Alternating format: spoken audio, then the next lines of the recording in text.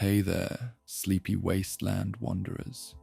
Tonight, we're diving into the haunting beauty of the Fallout universe, where broken cities whisper forgotten stories, and every shadow hides a tale of survival. I'll be your guide through these glowing ruins, sharing quiet moments of hope, resilience, and the eerie calm of a world long gone. So, get cozy, dim the lights, and let the hum of your Pip-Boy light our way.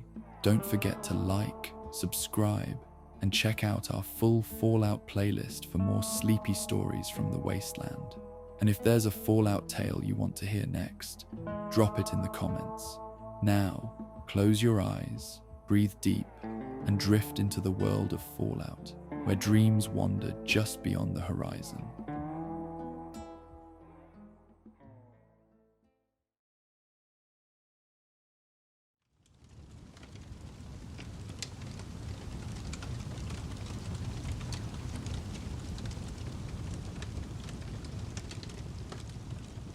The deepest hours of night in Little Lamplight brought a particular quality of silence, broken only by the gentle drip of water echoing through limestone corridors and the soft, rhythmic pulsing of bioluminescent fungi that lined the cave walls. These ancient growths provided the settlement's primary illumination, their blue-green glow waxing and waning in patterns that had fascinated the children of Little Lamplight for generations, creating an ever-shifting landscape of shadows and gentle light that transformed familiar passages into mysterious new territories with each subtle fluctuation. In a secluded corner of the cave system, away from the main sleeping quarters where younger children dreamed beneath threadbare blankets, a solitary figure sat hunched over a makeshift desk constructed from salvaged wood and metal. The desk's surface bore the marks of constant use, ink stains from countless writing sessions, grooves worn by repetitive movements, small notches that served as measurement guides for precise documentation. Above this workspace, additional fungal clusters had been carefully cultivated to provide optimal lighting, their placement revealing months of patient experimentation to achieve the perfect balance of illumination without eye strain. Tick worked with methodical precision, their pen moving across recycled paper in careful strokes that preserved both ink and writing surface, resources too precious in the post-war world to waste through carelessness. The current page displayed a detailed diagram of the cave's water purification system, each component labeled with measurements and maintenance requirements that would seem remarkably sophisticated for someone who had not yet reached their 16th birthday. Yet Tick approached this documentation with the seriousness of an engineer preserving critical infrastructure knowledge, which in many ways they were. 47 days, 14 hours, and 23 minutes remained until Tick's 16th birthday, a countdown maintained not through obsessive minute-by-minute tracking, but through a deeply ingrained awareness that had become as natural as breathing.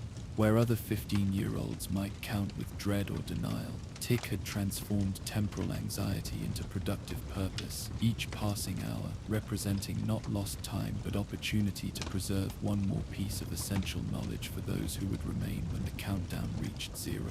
The water purification diagram received finishing touches as Tick added notes about seasonal flow variations observed over years of careful attention to the cave's natural rhythms. These observations went beyond simple functionality. They included which collection points provided the sweetest water during different months, how mineral content shifted with external weather patterns, and crucially, backup methods for maintaining safe water supplies should primary systems fail.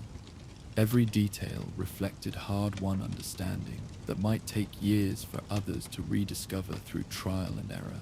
A soft shuffling in the corridor outside Tick's workspace barely registered as distraction, so accustomed had they become to the nocturnal movements of fellow inhabitants.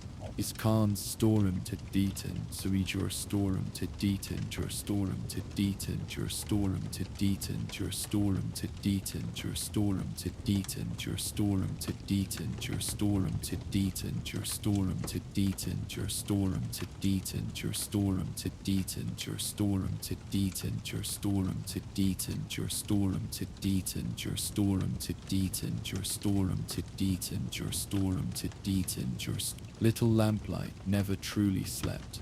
Someone always moved through the passages on mysterious childhood missions or necessary biological functions. Yet Tick's concentration remained absolute, transitioning smoothly from water systems to the next section requiring documentation, food storage and preservation techniques specific to their underground environment. The gentle scratch of pen on paper created its own soothing rhythm in the quiet space, punctuated occasionally by pauses as Tick consulted mental notes or referenced earlier documentation to ensure consistency. This systematic approach had evolved over months of careful development, transforming initial panicked attempts at knowledge preservation into an organized methodology that would serve its intended purpose long after its creator had passed through the cave entrance for the final time. Morning arrived in Little Lamplight, not through sunrise impossible to observe from their subterranean home, but through the gradual increase in activity as the community's internal clock signaled the start of a new day. Children's voices began echoing through passages as the earliest risers emerged from sleeping quarters, their conversations a mixture of mundane morning complaints and the boundless enthusiasm that characterized youth even in the harsh post-war world. Tick carefully closed the current journal, adding it to a growing collection stored in a handmade wooden box that itself represented hours of patient craftsmanship. Each journal bore careful labels indicating its contents, water systems, food preservation, medical procedures, conflict resolution, creating an archive that would serve as a comprehensive survival guide for Little Lamplight's continued existence. The box itself had been positioned for easy discovery, though not so obvious as to invite premature investigation by curious younger children. Rising from the desk with the careful movements of someone who had spent hours in focused work, Tick stretched muscles grown stiff from prolonged sitting before preparing to join the morning routine. The transition from solitary documentation to community participation came naturally after months of practice, Tick's expression shifting from intense concentration to the casual friendliness expected of an older kid interacting with younger residents. The main gathering area of Little Lamplight buzzed with morning activity as children of various ages prepared and shared breakfast from their carefully rationed supplies. The scene might have appeared chaotic to adult observers, kids ranging from 7 to 15 moving in seemingly random patterns, voices overlapping in multiple conversations, occasional disputes over portions or preferences. Yet, beneath this surface disorder lay a functional system developed through years of practice, with older children naturally assuming supervisory roles while younger ones contributed according to their abilities. Yes, Tick moved through this familiar chaos with practiced ease, offering assistance where needed while simultaneously observing details that would later find their way into documentation. The way 12-year-old Penny efficiently coordinated breakfast distribution despite her small stature, how 9-year-old Marcus had developed an intuitive understanding of portion control that ensured everyone received adequate nutrition, the unspoken hierarchy that prevented conflicts from escalating beyond minor squabbles. All these observations accumulated in Tick's mental notes for later recording.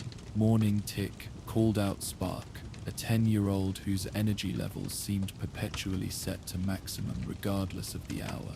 The younger child bounded over with an enthusiasm that brought an involuntary smile to Tick's usually serious expression. Spark had become, without knowing it, Tick's primary test audience for the accessibility of survival instructions. If Spark could understand and remember the information, it would serve the community well. "Good morning, Spark," Tick replied. Accepting the bowl of morning porridge Spark thrust enthusiastically in their direction. "Did you sleep well?" "Mostly. I had this dream about the outside. There were these huge butterflies bigger than people. Do you think there really are giant butterflies out there?" Spark's eyes shone with the curiosity that made them such an ideal unconscious student, always eager to learn even when they didn't realize education was occurring. Tick considered the question with the seriousness it deserved, neither dismissing childhood imagination nor confirming impossible fantasies. "I haven't heard reliable reports of giant butterflies, but the radiation has created some unusual creatures. Maybe someday you'll help document what's really out there." The suggestion planted seeds that might bloom into future scientific curiosity, the kind of mindset that would serve little Lamplight well in coming years. Breakfast continued with the comfortable rhythm of established routine, Tick participating fully while maintaining the observational awareness that had become second nature. When 8-year-old Lucy struggled with opening a particularly stubborn container, Tick demonstrated the technique with patient precision, ensuring several other children observed the method. These small teaching moments, scattered throughout daily life, created learning opportunities without the formal structure that might trigger resistance in independent-minded children. As the morning meal concluded and various age groups dispersed to their daily activities, Tick caught sight of Clock near the cave entrance, staring at the barrier that would in 52 days no longer bar their exit. Where Tick channeled countdown anxiety into productive documentation, Clock seemed to process the approaching deadline through contemplation and philosophical acceptance. The two 15-year-olds had developed an unspoken understanding, different approaches to the same inevitable reality, each valid in its own way. Exploring again today, Clock asked as Tick approached, though exploring had become their mutual code word for activities related to their respective countdown projects. Neither questioned the other's methods, finding comfort in shared understanding without requiring detailed explanation.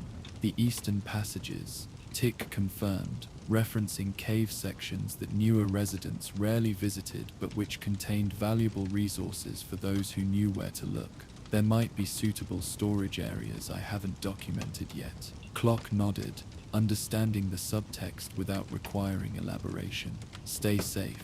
I'll be here if you need someone to test your latest game on the younger kids. The offer came with a slight smile, Clock having observed how Tick transformed serious survival information into engaging activities that children absorbed without realizing they were learning critical skills. The Eastern Passages of Little Lamplight presented a different character from the main inhabited areas, narrower corridors where fungal growth hadn't been cultivated for optimal lighting, creating pools of deeper shadow between patches of natural bioluminescence. These regions saw less traffic, making them ideal for activities requiring privacy or resources that shouldn't be disturbed by curious younger residents. Tick moved through these passages with the confidence of extensive familiarity, each turn and elevation change mapped in both mental and physical documentation. The first potential cache site revealed itself as a natural alcove formed where water erosion had carved a pocket in the limestone, positioned above the occasional floodline that marked the highest water levels during severe storms. Tick evaluated the location with systematic precision, accessibility for emergency retrieval, protection from environmental hazards, concealment from casual discovery, proximity to main inhabited areas. Each factor received careful consideration before Tick marked the location in a small notebook dedicated to cache mapping. Continuing deeper into the Eastern Passages, Tick discovered 2 additional suitable locations, each offering different advantages for various supply types. The mental exercise of categorizing and evaluating these sites provided welcome distraction from the countdown's emotional weight, transforming anxiety into productive planning that would benefit others long after personal concerns became irrelevant. The process of establishing supply caches had begun weeks earlier, with careful accumulation of resources that wouldn't be immediately missed from general stores. A few extra cans of food from successful scavenging runs, medical supplies approaching but not past expiration, tools with minor damage that Tick repaired during quiet evening hours, water purification tablets saved from personal rations. Each item represented sacrifice transformed into community investment. Creating waterproof containers from salvaged materials had required innovation and patience, combining pre-war plastic containers with rubber seals crafted from old tire fragments and waterproofing compounds made from rendered animal fat and pine resin. These containers needed to protect their contents potentially for years while remaining accessible when emergency demanded quick retrieval. Tick had tested various designs through trial and error, documenting failures alongside successes to prevent others from repeating unsuccessful approaches. The morning's cache work proceeded methodically as Tick transported prepared supplies to the first identified location. Each movement was calculated to avoid attention, not from suspicion but from well-intentioned curiosity that might compromise the cache's emergency purpose. The supplies were organized with careful attention to likely need scenarios, medical emergencies requiring immediate intervention, food shortages demanding quick supplementation, tool failures needing rapid replacement. As Tick worked, their mind wandered to memories of arriving at Little Lamplight years ago, scared, confused, grieving losses that children shouldn't have to comprehend. The older kids then had provided security through their competence and care, creating an environment where traumatized children could rediscover joy and purpose. Now, approaching the transition from protected to exile, Tick understood the weight of that responsibility transferring to their generation and ultimately to those who would follow. The second cache site received supplies focused on water procurement and purification, portable filters constructed from charcoal and sand, chemical purification tablets in moisture-proof containers, collection vessels that could be quickly deployed during rain events. Tick included laminated instruction cards created during late-night documentation sessions, each step illustrated with simple drawings that transcended literacy barriers. The process of creating these instruction cards had consumed countless evening hours, each illustration refined through multiple iterations to ensure clarity. Tick had tested the drawings on younger children, observing which visual representations communicated most effectively across age groups and literacy levels. Simple icons developed through this testing: a droplet with an X for contaminated water, a smiling face for safe consumption, arrows indicating flow direction through filtration systems. These universal symbols would serve children who might never master reading, but still needed access to life-saving information.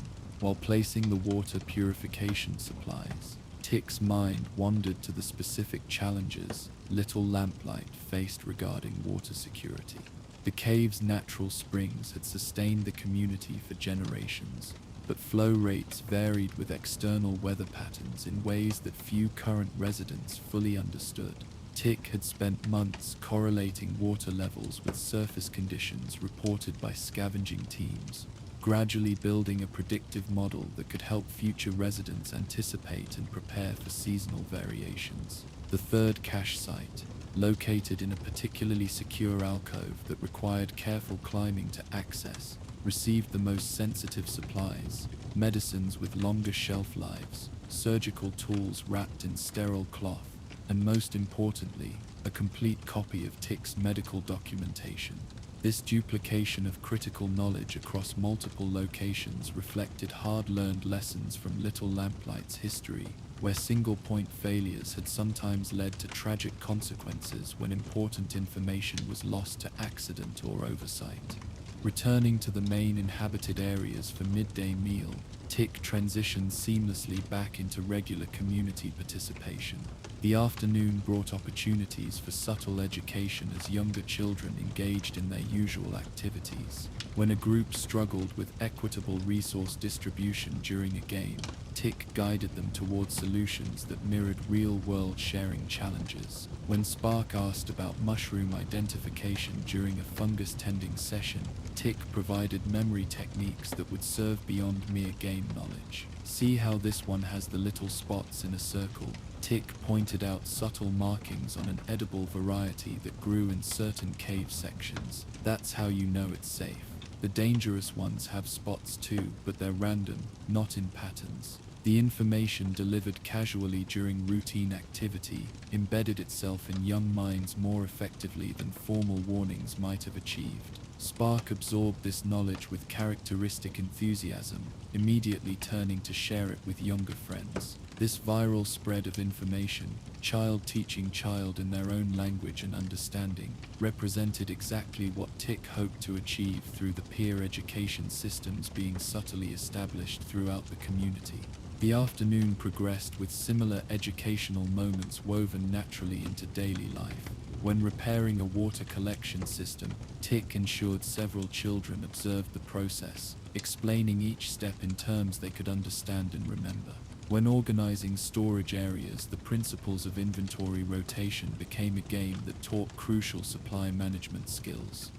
Every interaction built upon previous lessons, creating a web of knowledge that would support the community even when its architects had departed. Evening's approach brought a shift in cave atmosphere as activity levels gradually decreased and children prepared for the night cycle.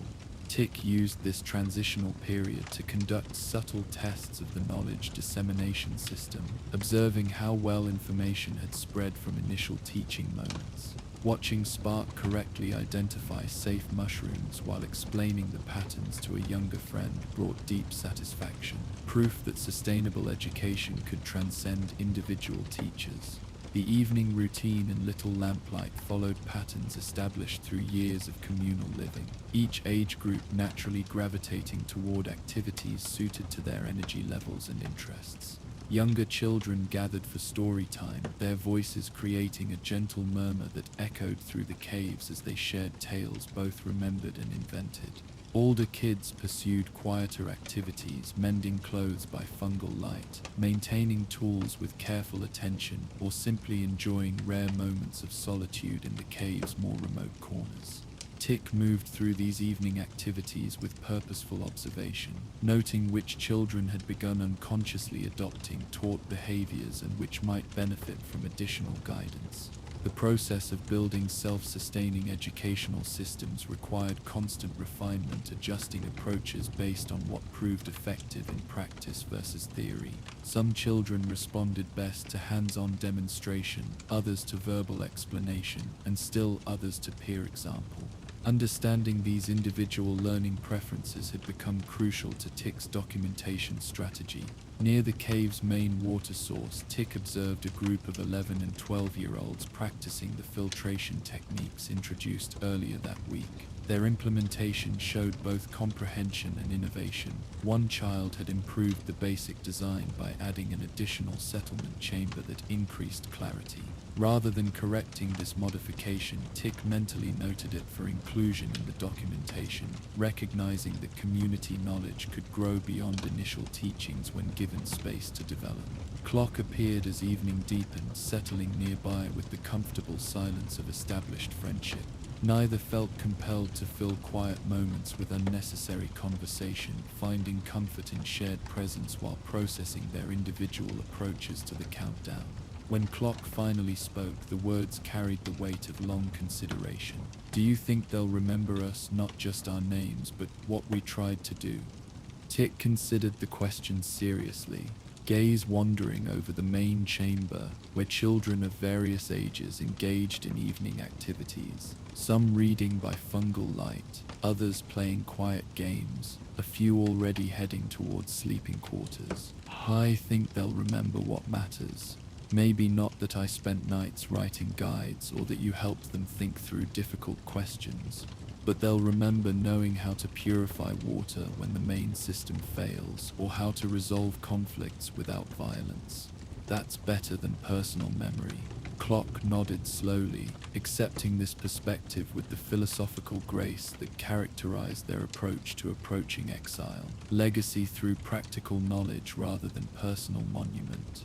There's wisdom in that approach. As full night settled over Little Lamplight, Tick returned to the private workspace for evening documentation. The day's observations needed recording while details remained fresh. The successful cache placements, educational moments that had achieved their purpose, system improvements identified through practical testing. Each entry in the growing collection of journals added another layer to the comprehensive survival guide being constructed through patient accumulation. The pen moved steadily across paper, recording not just facts but context that would help future readers understand application. Water purification techniques included notes about seasonal variations, food preservation methods addressed specific challenges of cave humidity, conflict resolution strategies acknowledged the unique pressures of enclosed community living. Every entry reflected deep understanding gained through experience rather than mere theoretical knowledge. Occasionally, Tick paused to consider word choices, ensuring language remained accessible to younger readers while maintaining necessary precision. Technical terms received simple explanations, complex processes were broken into manageable steps. Potential failure points included troubleshooting guidance. The documentation represented not just information preservation but translation into sustainable teaching tools. A soft sound drew Tick's attention, Spark standing uncertainly at the workspace entrance, clearly struggling with whether to interrupt. Tick set down the pen with a welcoming gesture, recognizing opportunities for connection as equally important as documentation tasks. "Can't sleep?" Tick asked gently, noting the younger child's fidgeting that suggested anxiety rather than simple restlessness. Spark entered slowly, eyes drawn to the journals and papers covering Tick's desk. "I was thinking about what you said, about documenting what's out there. But what if I'm scared to go outside when I'm old enough?" The question struck at the heart of Little Lamplight's fundamental tragedy, children forced to face exile regardless of readiness or desire. Tick considered the response carefully, balancing honesty with age-appropriate reassurance. "Being scared is normal," Tick said finally, moving to create space for Spark to sit nearby. "Even the bravest people feel fear, but you know what helps? Being prepared. Knowing you have the skills to handle whatever comes. That's why we practice things now, while we're safe here together." Spark absorbed this wisdom with the serious consideration children reserved for important truths. "Is that why you're always writing? To help us be prepared?" The perceptiveness of the question brought a small smile to Tick's face. "Something like that. I write down things that might help, so even when us older kids have to leave, the important knowledge stays here with you." "Oh." Spark processed this information, then brightened slightly. "Like the mushroom patterns. So even when you're gone, I can teach other kids how to tell the safe ones." "Exactly." The simple confirmation carried deep satisfaction, evidence that the core concept of knowledge preservation through peer education had taken root in fertile young minds. They sat together quietly for a while, Tick returning to documentation, while Spark watched with newfound understanding of the activity's purpose. Eventually, the younger child's eyes began drooping, exhaustion overcoming anxiety. Tick guided Spark back to sleeping quarters with gentle encouragement, watching until the child settled safely among peers before returning to complete the night's documentation work. The final journal entries for the evening focused on community emotional health, observations about how different age groups processed the reality of eventual exile, coping mechanisms that seemed most effective, support structures that developed naturally among children facing shared challenges. These softer skills received equal attention to practical survival knowledge, recognizing that community cohesion depended as much on emotional resilience as technical competence. As deepest night hours approached, Tick made one last circuit through the cache sites, verifying supplies remained properly secured and adding final items accumulated during the day. Each hidden resource represented hope, not for personal survival beyond the caves, but for the community's ability to weather future crises. The careful placement of emergency supplies transformed individual anxiety about exile into concrete contributions to collective security.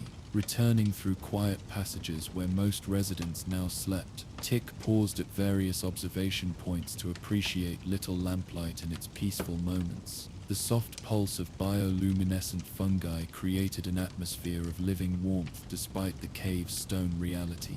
Water sounds echoed gently through corridors, a constant reminder of the life-sustaining resources flowing through their underground home.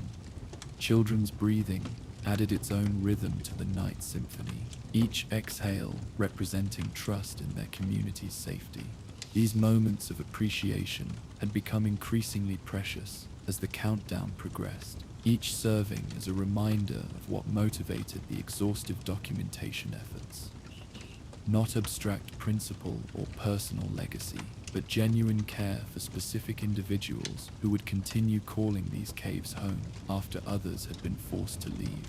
Tick's rounds included a stop at the medical station, where supplies were checked and inventoried with meticulous care. The community's health depended on maintaining adequate medical resources, but equally important was ensuring multiple children understood basic treatment procedures. Earlier in the week, Tick had organized a doctor game that taught wound cleaning and bandaging through playful practice. Now, observing two 9-year-olds correctly demonstrating sterile technique while treating a companion's minor scrape, the investment of time in creating engaging educational experiences proved worthwhile. The medical documentation had required particular attention to accessibility, breaking complex procedures into manageable steps while maintaining necessary precision. Tick had developed a color-coding system for different types of injuries and illnesses, allowing even young children to quickly identify appropriate treatment protocols. Red for bleeding wounds, blue for breathing problems, yellow for infections, green for digestive issues, each color linked to specific pages in the medical guide with illustrated treatment steps. Beyond basic first aid, Tick had documented traditional remedies passed down through generations of Little Lamplight residents. Some older children remembered elderly residents, those rare individuals who had survived past exile age during the community's chaotic early years, sharing knowledge of medicinal fungi and mineral treatments unique to their cave environment. This indigenous medical knowledge, nearly lost to generational turnover, now existed in permanent written form, preserved against future forgetting. The final documentation task for the night involved updating the Master Index, a carefully organized guide to all journals and cache locations that would serve as a roadmap for accessing preserved knowledge. Tick crafted this index with special attention to intuitive organization, imagining scared children needing quick access to critical information during emergencies. Cross-references connected related topics, troubleshooting guides addressed common problems, simple symbols indicated urgency levels for different types of knowledge. As Tick finally prepared for sleep, setting aside pen and papers with the careful reverence of a craftsperson securing precious tools, a sense of measured satisfaction replaced the day's underlying anxiety. 47 days remained, each one an opportunity to add another layer of security to Little Lamplight's future. The countdown that might have paralyzed with dread instead drove purposeful action, transforming personal ending into community beginning. Sleep came eventually to Tick as to all Little Lamplight's children, bringing dreams that mixed memory with imagination, past security with future uncertainty. Yet even in dreams, the systematic mind continued its work, organizing, documenting, preparing. Each thought contributed to the growing legacy that would outlast its creator, ensuring that knowledge accumulated through hard experience wouldn't be lost to generational transition. The caves continued their eternal rhythm around the sleeping community, water dripping with metronomic persistence, fungi pulsing in patterns older than human memory, stone walls standing sentinel as they had for millennia before children sought shelter within them and would for millennia after. Little Lamplight endured through more than geographic protection. It survived through the accumulated wisdom of children forced to become teachers, each generation preserving crucial knowledge for those who followed. When morning came again to the underground settlement, it would find Tick ready for another day of patient documentation and subtle education. The countdown would show 46 days, 15 hours and 37 minutes, each moment precious not for its scarcity, but for its opportunity. Supply caches would receive new additions, journals would gain fresh pages of carefully preserved wisdom, and young minds would absorb survival knowledge through games and casual interactions. The morning routine had evolved to incorporate Tick's educational objectives seamlessly. During water collection, children now automatically checked quality indicators Tick had taught them: clarity, smell, and the presence of certain indicator organisms that suggested contamination.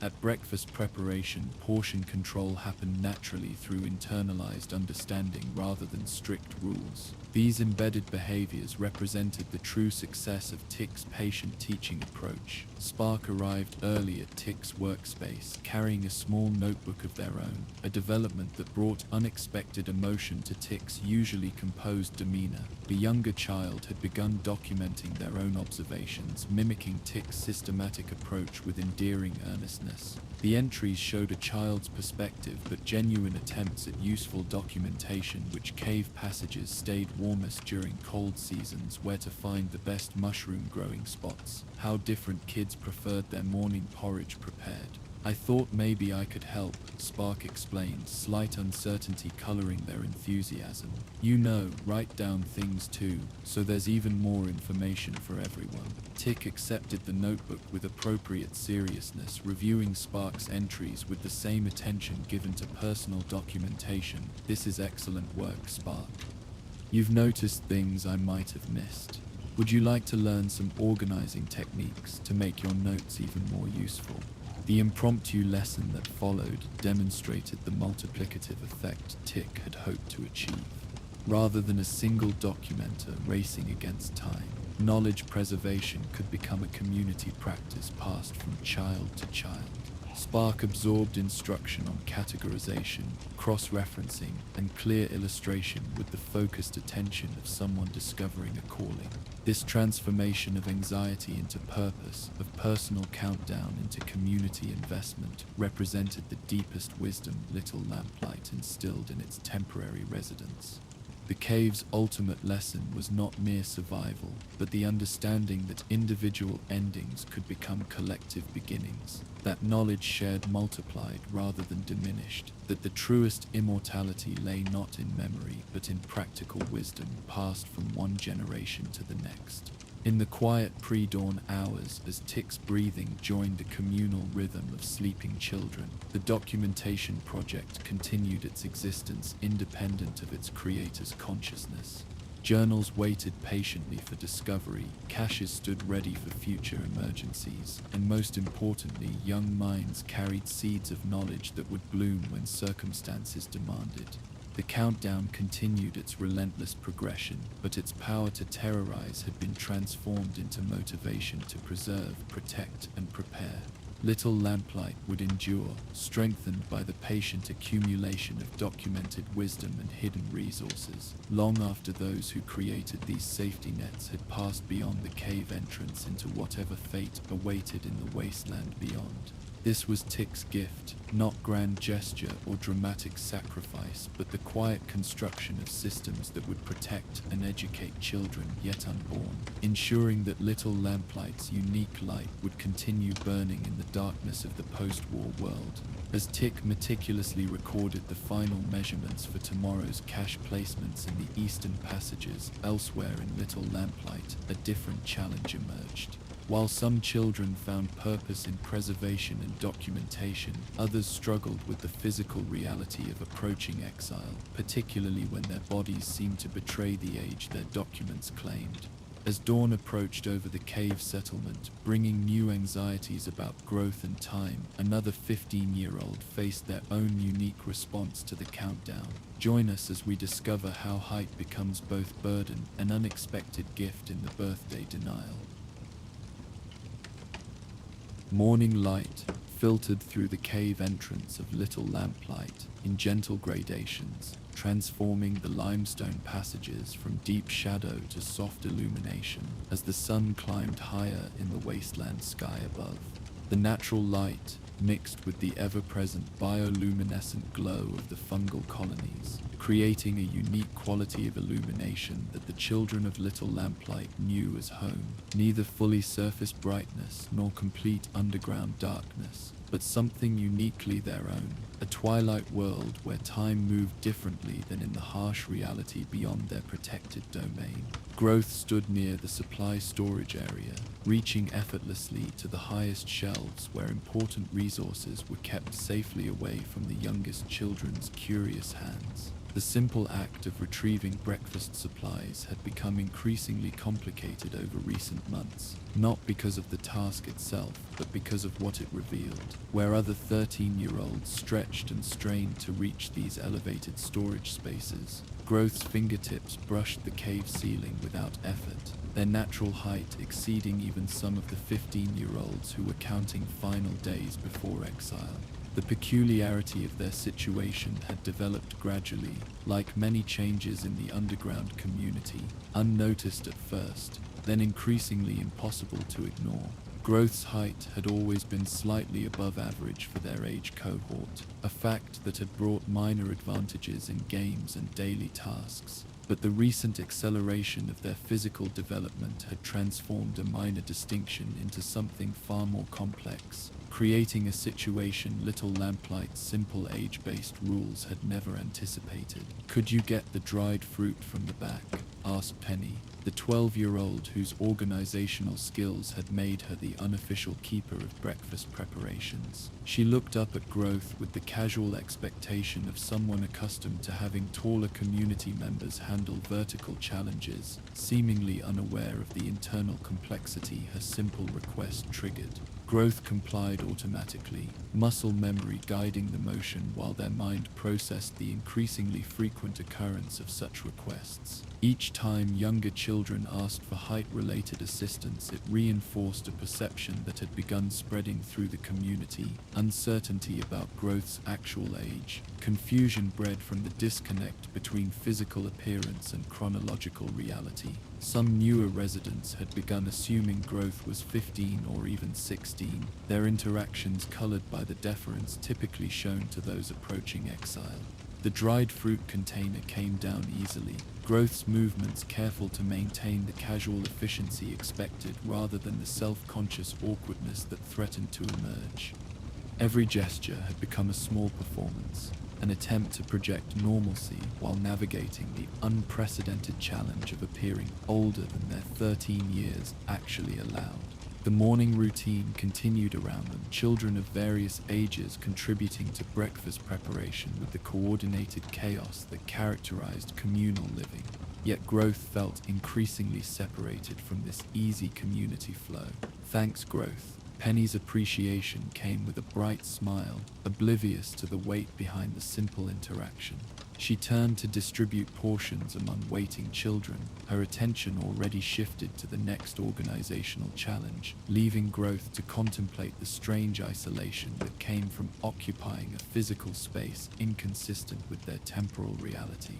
The main gathering area filled gradually as more children emerged from sleeping quarters, voices creating the comfortable cacophony of morning conversations. Growth observed the subtle hierarchies that organized these interactions, younger children gravitating toward their age peers, older kids naturally assuming supervisory roles, the almost 16s holding themselves slightly apart as they processed approaching exile.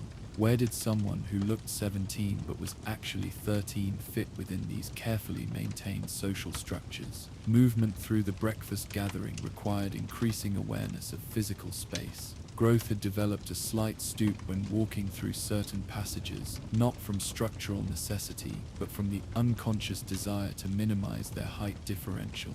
Sitting required careful positioning to avoid towering over age peers during meals. Even simple gestures had been modified to reduce the sense of physical imposition that came with unexpected size. These adaptations had evolved without conscious planning, the body finding ways to apologize for exceeding social expectations. "Growth, could you help me understand something?" The question came from Question, a 14-year-old whose relentless curiosity had earned them their nickname. Unlike casual requests for height assistance, Question's approach carried the weight of genuine inquiry, their expression thoughtful rather than simply practical. Growth settled carefully beside Question, automatically adjusting posture to minimize height differential while maintaining engagement. "What's on your mind?" "I've been thinking about the exit rule," Question began, their voice pitched low enough to avoid general attention.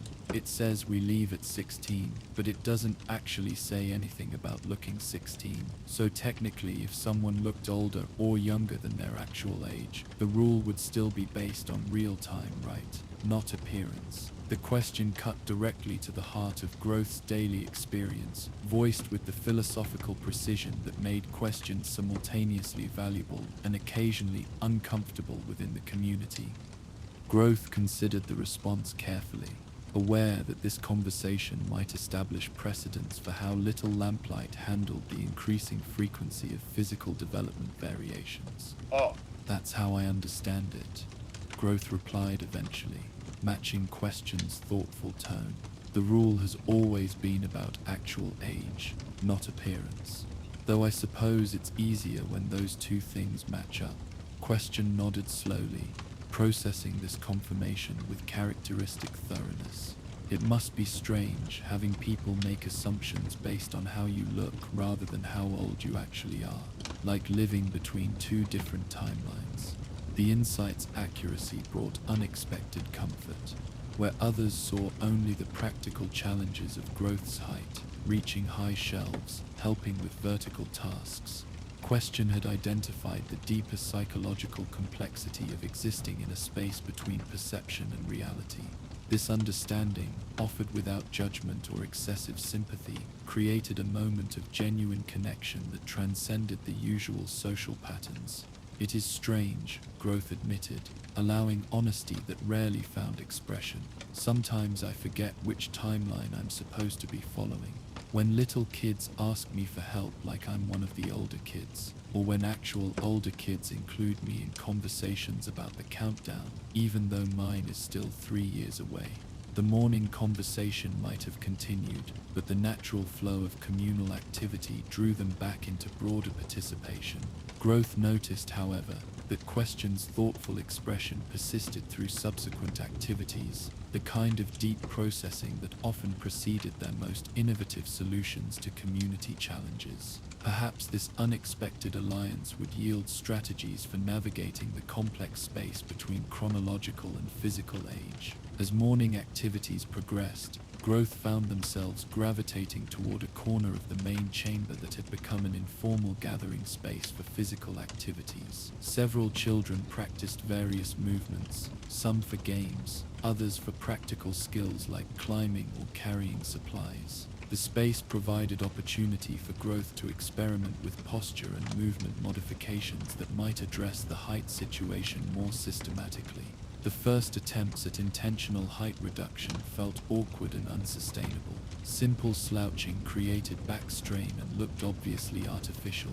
Bending knees while standing drew more attention than normal posture. Each failed experiment provided data about what wouldn't work, gradually narrowing possibilities toward more viable solutions. The process required thinking about bodies in ways most 13-year-olds never considered, how spine alignment affected perception, how clothing choices could emphasize or minimize vertical lines, how movement patterns influenced height impression. "What are you doing?" The direct question came from Small, a 12-year-old whose diminutive stature had shaped their entire social experience within Little Lamplight. Orthoiain, to the Bowls Bipi, some you for than Little Lamplight, where Growth dealt with exceeding physical expectations. Small navigated the opposite challenge, maintaining credibility and independence despite appearing younger than their actual age. Growth paused in their experimentation, recognizing a potential kindred spirit in navigating age-appearance disconnection. Trying to figure out how to not look so tall, it's complicated. Small's expression shifted from curiosity to understanding with surprising speed. "Oh, like how I have to stand on things during group meetings so people remember I'm not actually 8. Yeah, Bodies are weird about matching up with ages sometimes. This simple acknowledgement opened unexpected dialogue about the various ways physical development could diverge from chronological age within their community. Small shared techniques for projecting maturity despite height limitations, voice modulation, gesture choices, positioning strategies during group activities. In return, growth began demonstrating the posture experiments explaining the biomechanics of height perception with growing enthusiasm. See, if you rotate your shoulders slightly forward while keeping your spine straight, it reduces height without looking like you're slouching, Growth explained, demonstrating the subtle adjustment. And if you shift weight to one hip during standing conversations, it creates a casual lean that drops a couple inches without seeming forced. Small absorbed these techniques with the focused attention of someone discovering practical solutions to daily challenges. That's brilliant. And look, if you wear layers with horizontal lines instead of vertical ones, it breaks up the height visually. I do the opposite, vertical stripes to seem taller. Their impromptu workshop attracted gradual attention from other children facing various age appearance challenges. A 14-year-old with a particularly youthful face joined to learn voice techniques that might project greater maturity. An early developing 11-year-old sought strategies for maintaining age-appropriate treatment despite physical changes. What had begun as growth's solitary struggle transformed into collective problem-solving, each child contributing insights from their unique perspective. The morning's activities had evolved organically from individual challenge to community workshop, illustrating little Lamplight's capacity for adaptive solutions when faced with unprecedented situations. Growth found their role shifting from struggling individual to facilitating coordinator, helping others identify and address their own age appearance disconnections. The transformation brought unexpected purpose to what had felt like purely personal burden. "We should make this regular," suggested Small, their enthusiasm infectious despite its quiet expression. Like a workshop where kids can learn how to handle it when their bodies don't match what people expect for their age. Growth could teach the height stuff. I could show the opposite techniques, and everyone could share what works for them. The proposal met with immediate interest from the gathered children, each recognizing potential value in systematic approaches to age appearance challenges. Growth felt the subtle shift in social positioning, from outlier requiring accommodation to resource providing valuable skills. The reframing transformed a source of isolation into opportunity for community service, aligning with Little Lamplight's deeper values of mutual support and adaptive survival. As midday approached, word of the morning's informal workshop had spread through the community's efficient gossip networks. Lunch preparations included animated discussions about age appearance strategies, with children comparing notes on everything from clothing choices to behavioral adaptations. The topic had emerged from shadows into open conversation, losing stigma through collective acknowledgement and practical problem-solving focus. Growth participated in lunch with noticeably improved comfort, implementing subtle posture adjustments that had emerged from the morning's experimentation. The techniques weren't perfect. Maintaining modified positioning required constant awareness that would take time to become automatic. But the simple act of taking control over height presentation reduced the helpless feeling that had been building for months. Agency, even in small forms, transformed victimhood into purposeful adaptation. "I've been thinking," question announced during the meal, their tone indicating serious consideration had produced actionable ideas. "The age appearance workshops are good for individual adaptation, but maybe we should also think about community-level adjustments. If lots of us have bodies that don't match expected ages, maybe the problem isn't with our bodies but with the expectations." This philosophical reframing sparked immediate debate among the gathered children. Some argued for maintaining clear age-based structures that had served Little Lamplight for generations. Others suggested that physical development variations had always existed but were becoming more visible as the community grew and diversified. Growth listened to the passionate discussions with mixed feelings, gratitude for communal engagement with the issue, but also awareness that theoretical debates wouldn't change the daily reality of navigating mismatched perceptions. The afternoon brought opportunity to test morning insights during regular community activities. Growth participated in supply organization, implementing height reduction techniques while maintaining functional effectiveness. The balance required constant adjustment. Too much modification hindered task completion, while too little perpetuated the age confusion issues.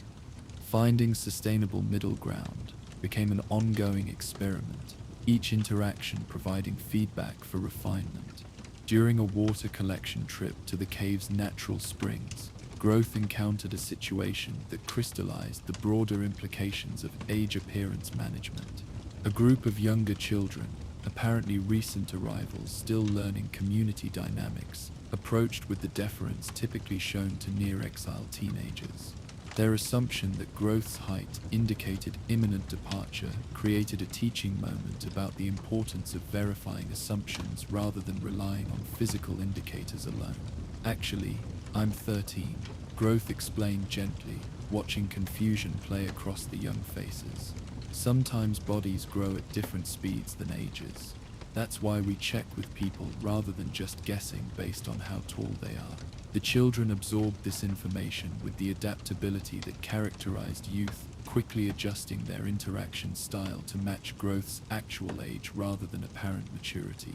The easy acceptance provided hope that community-wide education about age appearance variation could reduce confusion and its associated social complications. If the youngest members could readily understand and adapt, perhaps systematic cultural shift was possible. Evening's approach brought the first formal age appearance workshop, organized in response to morning interest and afternoon planning.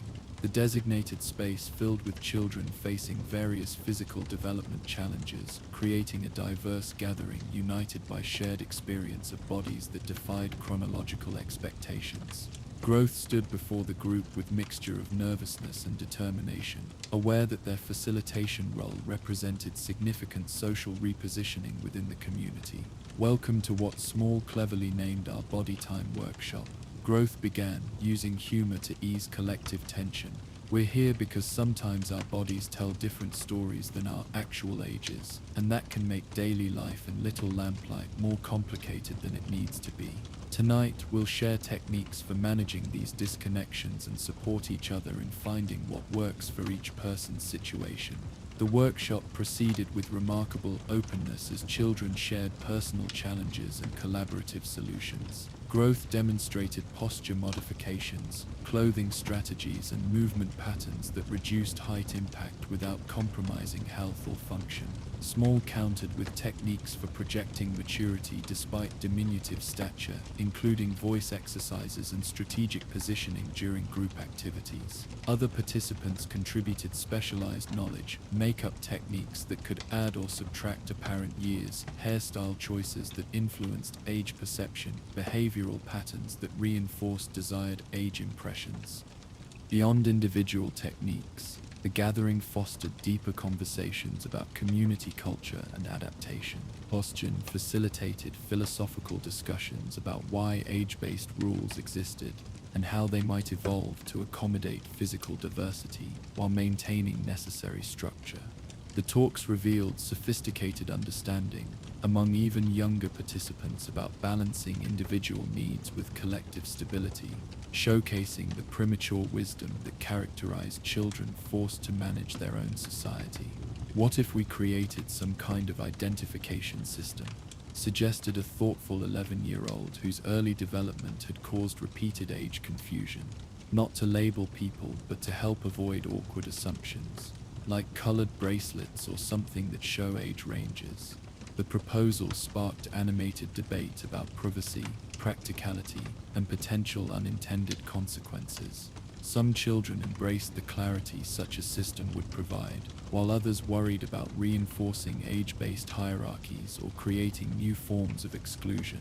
Growth facilitated the discussion with growing confidence, finding that their unique position between age categories provided valuable perspective for understanding multiple viewpoints. As the workshop concluded, participants dispersed with new tools and renewed sense of community around shared challenges. Growth remained to help restore the space, joined by Small and Question in quiet reflection on the evening's developments. The transformation from morning's solitary struggle to evening's collective engagement illustrated Little Lamplight's capacity for rapid social adaptation when presented with clear needs and collaborative solutions. This could really change things. Small observed, their usual reserve tempered by excitement about practical improvements to daily experience, not just for us but for kids who come after.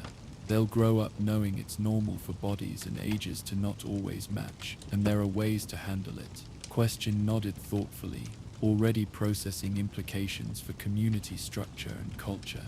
It's interesting how individual challenges, when shared openly, can catalyze systemic evolution.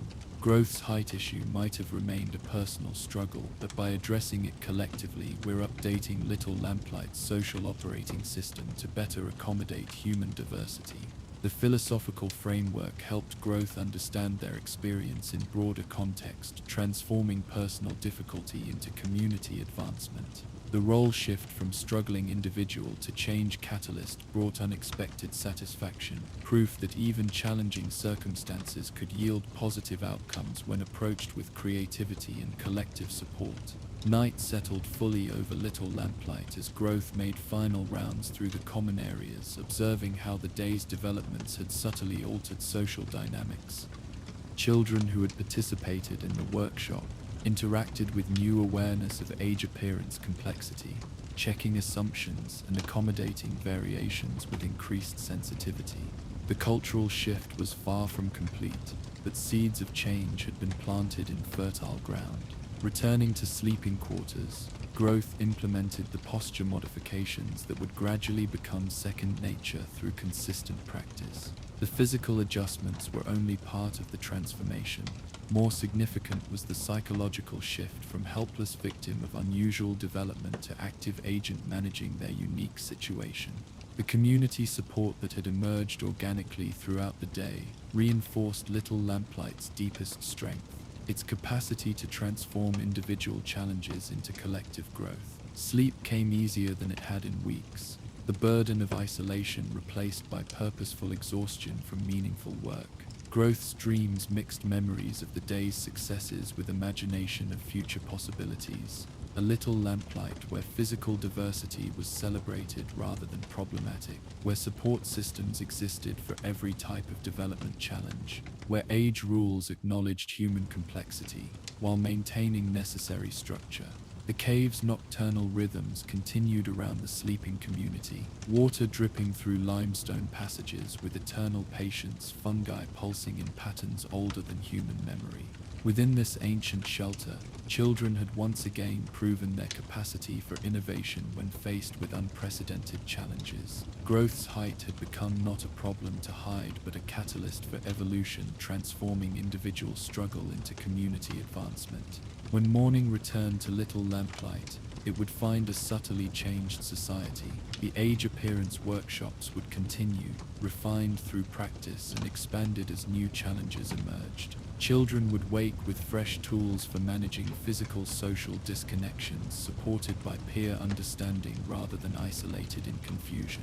Growth would rise to face a new day not as a 13-year-old trapped in a 17-year-old's body, but as a valued community member whose unique experience had sparked meaningful change. The transformation from personal crisis to collective solution exemplified Little Lamplight's resilience in the face of challenges no pre-war child development expert could have anticipated. In a world where radiation and environmental pressures created unprecedented physical variations, the community adapted its social structures to accommodate human diversity while maintaining the protective boundaries that ensured survival. Growth's journey from isolation to integration showed how individual struggles, when met with compassion and creativity, could strengthen rather than fragment the delicate society children had built in the depths of the earth. The workshops would evolve, the techniques would refine, and future generations would inherit a more flexible understanding of the relationship between physical appearance and chronological age. But the deeper lesson, that community support could transform any challenge into opportunity for growth, would endure as part of Little Lamplight's accumulated wisdom. In the pre-dawn quiet, as growth slept peacefully among peers who now understood and supported their unique situation, the cave itself seemed to pulse with renewed vitality, its ancient stones sheltering not just bodies but the endless human capacity for adaptation and mutual care. Each child facing age appearance challenges would find their own path through the complexity, supported by techniques and understanding that growth's courage had brought into communal awareness. The birthday denial had transformed from desperate deception into systematic support, from individual shame into collective strength. Little Lamplight had once again proven that its true power lay not in the physical protection of cave walls but in the social resilience of children forced to create their own definitions of normal in a decidedly abnormal world.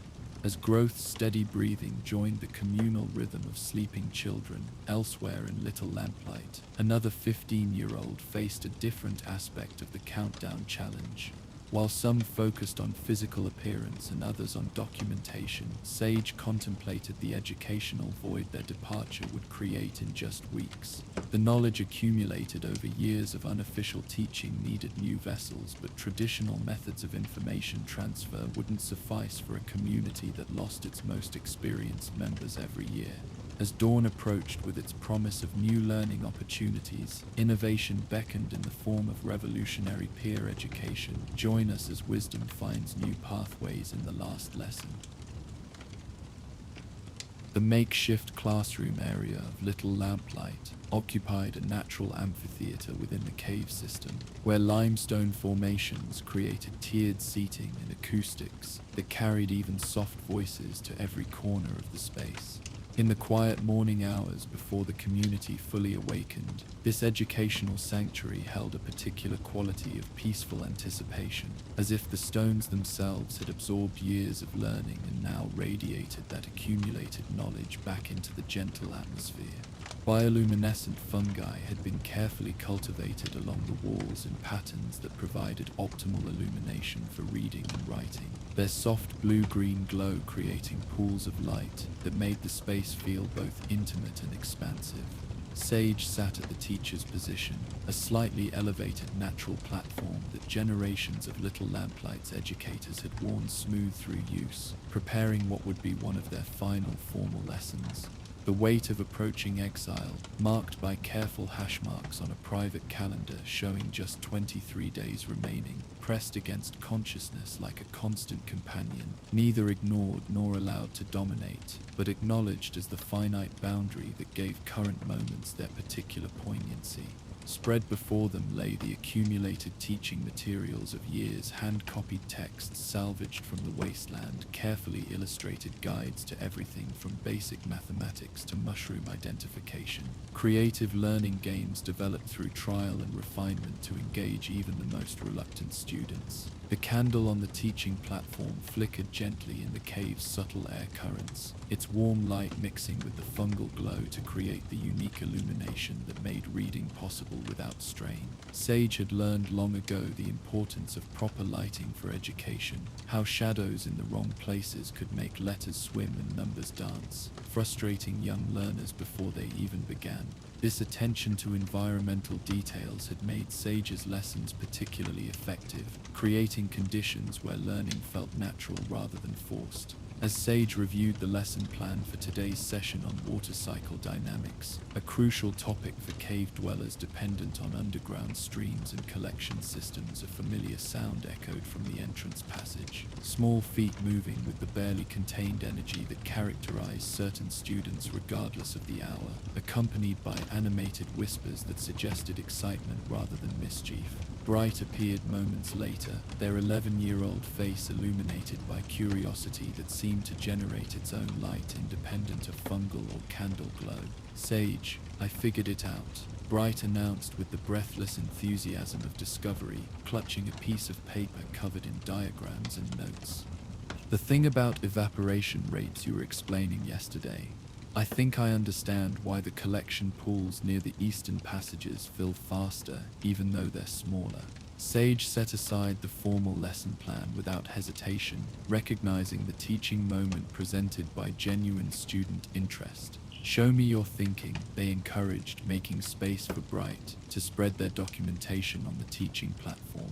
The shift from planned curriculum to responsive education happened seamlessly, years of experience having taught that the best learning often emerged from student-driven inquiry rather than rigid adherence to predetermined structures. Bright's explanation tumbled out in a mixture of scientific observation and childlike wonder, their diagrams showing surprising sophistication in understanding the relationship between temperature differentials, airflow patterns, and condensation rates. The insights weren't perfectly accurate. Some assumptions needed correction and certain factors had been overlooked. But the core reasoning showed remarkable grasp of complex systems thinking for someone who wouldn't face exile for another 5 years. This is excellent work, Bright, Sage affirmed, using the genuine praise that motivated continued learning far better than empty encouragement. You've identified the key relationship between temperature and collection rates. Now let's refine your model by considering seasonal variations. The impromptu lesson continued as other early rising students began arriving for the scheduled morning session. Rather than disrupting the organic educational moment, Sage smoothly incorporated the newcomers, using Bright's discovery as a launching point for broader exploration of water dynamics. 9-year-old Curious immediately began asking questions that pushed the discussion in unexpected directions, while 12-year-old Sketch started drawing their own interpretations of the concepts being discussed. This natural flow of peer-influenced learning had always characterized Sage's most successful teaching sessions, but this morning the dynamics took on new significance. Watching Bright explain their reasoning to Curious, seeing how the younger child's questions actually helped Bright clarify and refine their own understanding, Sage experienced the moment of clarity that would reshape their final weeks in Little Lamplight. The solution to the approaching educational void wasn't to cram more information into remaining time, it was to transform every student into a teacher, creating sustainable learning networks that could survive any individual's departure. Bright, Sage interjected gently when a natural pause arose. Your explanation to Curious just now was clearer than your initial presentation to me. Did you notice how teaching helped you understand the concept better yourself? Bright paused, considering this observation with the thoughtfulness that made them such an exceptional student. Yeah. When Curious asked why the temperature mattered, I had to really think about how to explain it simply. And that made me realize I hadn't completely understood it myself until just now. Exactly, Sage confirmed, recognizing the seed of revolutionary educational restructuring taking root. Teaching others is often the best way to deepen our own understanding. What if we made that a regular part of how we all learn together? The morning lesson evolved organically from traditional instruction to experimental peer education, with Sage facilitating rather than dictating the knowledge flow. Students naturally paired across age gaps, older children discovering patience and clarity through teaching younger ones, younger children finding courage to ask questions when peers rather than authority figures provided answers. The cave classroom filled with the productive buzz of collaborative learning, voices overlapping in explanation and inquiry rather than passive reception of adult-delivered facts. As the session progressed, Sage observed dynamics that would prove crucial to the developing system. Some children excelled at breaking complex ideas into manageable components, while others showed talent for creative analogies that made abstract concepts concrete. Certain personalities naturally encouraged struggling learners, while others pushed advanced students to deeper understanding. These diverse teaching gifts had always existed within the community, but had remained largely untapped, overshadowed by the traditional model of older to younger knowledge transfer. Let's try something, Sage proposed as the morning lesson reached a natural transition point. Everyone find a partner who's at least 2 years different in age from you. Older partners, teach something you learned recently to your younger partner. Younger partners, your job is to ask every question that comes to mind, no matter how simple it might seem. The pairing process revealed interesting social dynamics as children navigated the instruction. Some partnerships formed instantly based on existing friendships, while others required gentle facilitation to overcome shyness or age-based hierarchies. Sage moved through the forming groups with quiet suggestions, ensuring balanced matches that would promote effective learning rather than reinforcing existing social patterns. What emerged over the next hour exceeded Sage's most optimistic projections. The cave classroom transformed into multiple learning nodes, each partnership creating its own educational microenvironment. 13-year-old Patience explained gear mechanisms to 7-year-old Wonder using salvaged clock parts and infinite calm. 10-year-old Memory taught 12-year-old Speed advanced multiplication through rhythm and song, discovering that their different learning styles complemented rather than conflicted. 8-year-old Question pushed 14-year-old Theory to deeper understanding of radiation effects through relentless but genuine inquiry. The role reversals proved particularly illuminating. Younger children teaching older ones initially seemed counterintuitive to Little Lamplight's age-based hierarchy. Yet, when Question demonstrated a counting technique that helped Theory finally grasp probability calculations, the benefit became undeniable. Knowledge flowed multidirectionally, challenging assumptions about who could teach whom while reinforcing that everyone possessed valuable understanding worth sharing. "This is amazing," Bright whispered to Sage during a brief check-in moment, their eyes bright with more than just intellectual excitement. "I always thought teaching was something only almost 16s did, but I just helped 3 different kids understand evaporation, and each time I explained it, I understood it better myself." Sage nodded, filing away this validation of the emerging approach. "What you're discovering is that teaching and learning aren't separate activities. They're parts of the same process. Every person in Little Lamplight has knowledge others need and gaps others can fill. Our job is to create systems where that natural exchange can happen." The morning session concluded with unprecedented energy, students departing not with the typical exhaustion of passive reception, but with the animation of active engagement. Several partnerships continued their exchanges into the breakfast period, teaching and learning becoming integrated with daily routine rather than confined to formal classroom time. Sage observed these organic extensions with deep satisfaction, recognizing sustainable behavior patterns emerging without forced implementation. Over the following days, Sage refined the peer education approach through careful experimentation and observation. Different structures emerged for various learning objectives, circular arrangements for group discussions where knowledge accumulated collaboratively, paired rotations for skill transfer where hands-on practice mattered most, mixed-age project teams for complex challenges requiring diverse perspectives. Each configuration served specific purposes while reinforcing the core principle that everyone simultaneously occupied teacher and student roles. The transformation wasn't without challenges. Some children initially resisted learning from age peers or younger community members, conditioned by years of traditional hierarchy. Others struggled with the patience required for teaching, frustrated when concepts that seemed obvious to them required multiple explanations for others to grasp.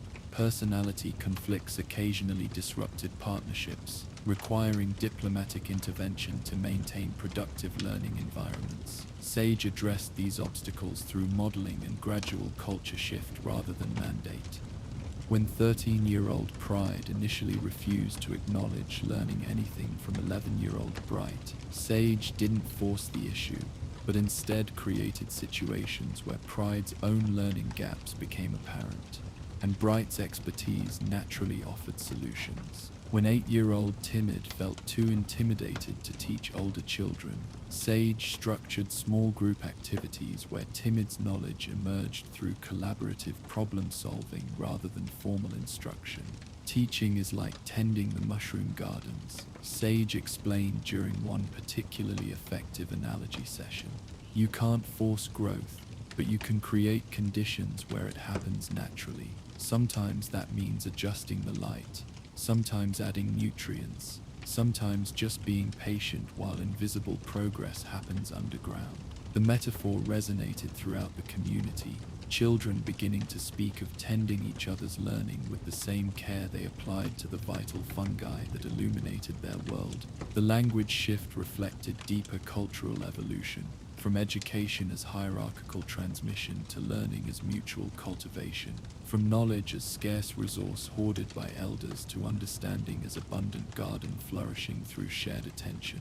As Sage's countdown approached single digits, the peer education system had evolved from experiment to established practice. Walking through Little Lamplight's various spaces revealed learning happening continuously, older children explaining scavenging safety to younger ones near the supply areas, mixed age groups collaborating on water system maintenance while naturally teaching relevant skills, even playground games incorporating educational elements as children discovered how fun and learning could intertwine.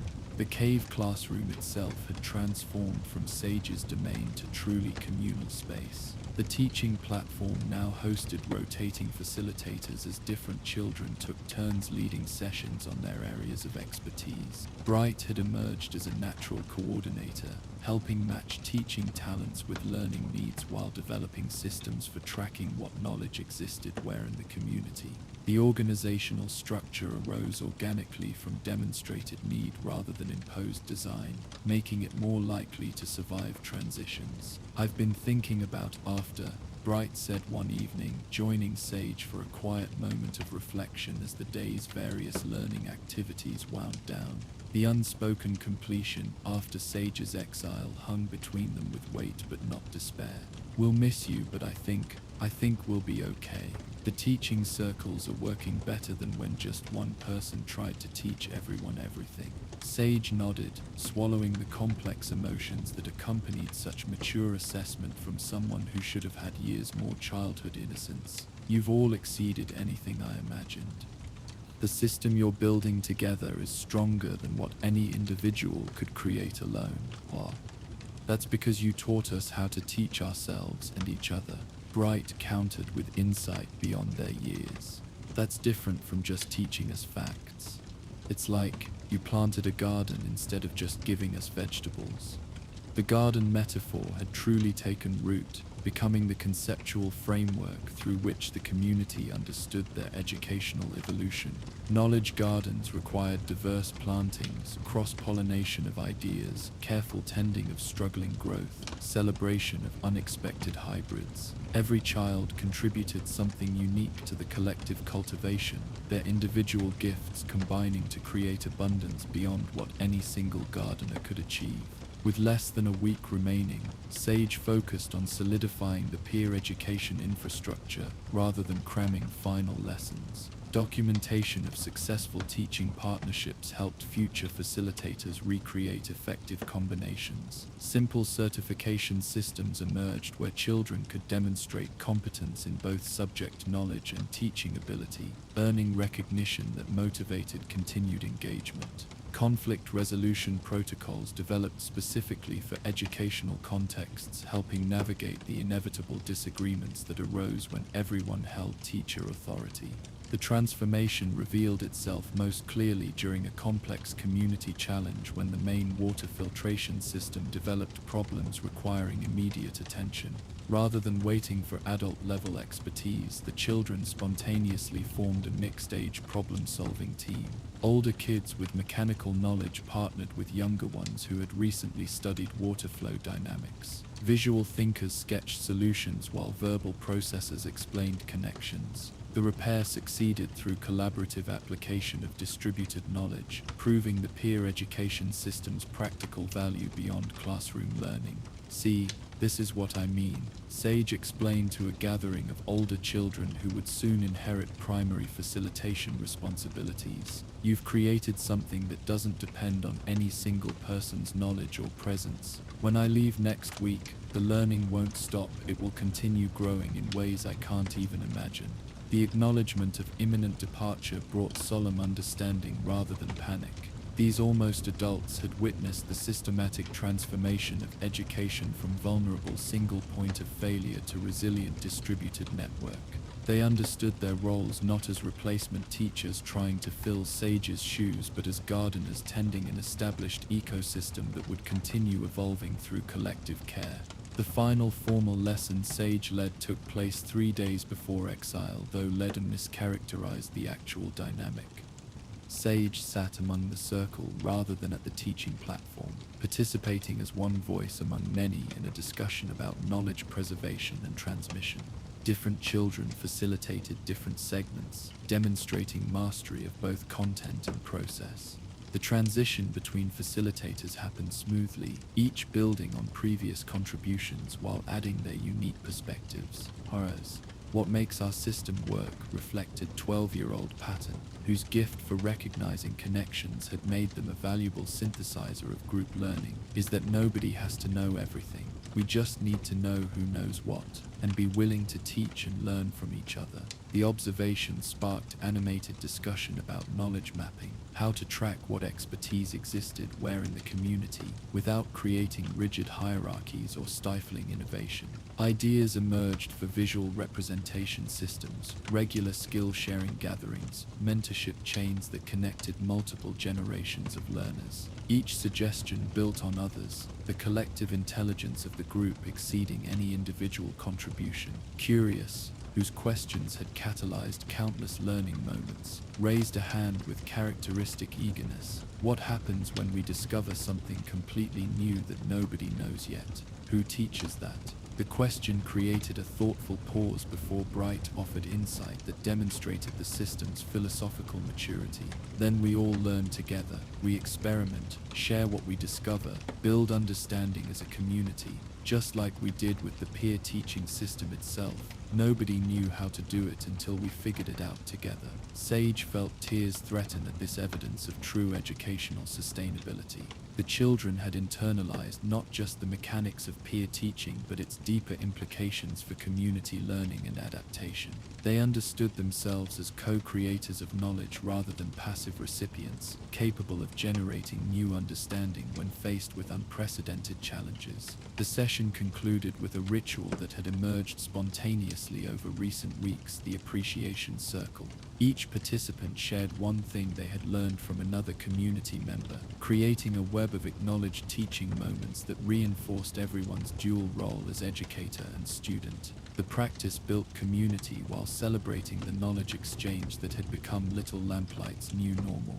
As children dispersed to evening activities, several stopped to thank Sage with the matter-of-fact gratitude that characterized those who had learned to accept loss as natural part of life. The thanks focused not on past teaching but on the sustainable system left behind, a legacy more valuable than any collection of facts or skills. Sage accepted the appreciation with grace while recognizing that the children had become co-architects of their own educational future.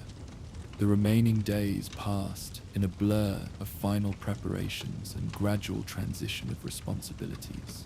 Sage worked closely with Bright and other natural facilitators to ensure smooth continuation of scheduled learning activities.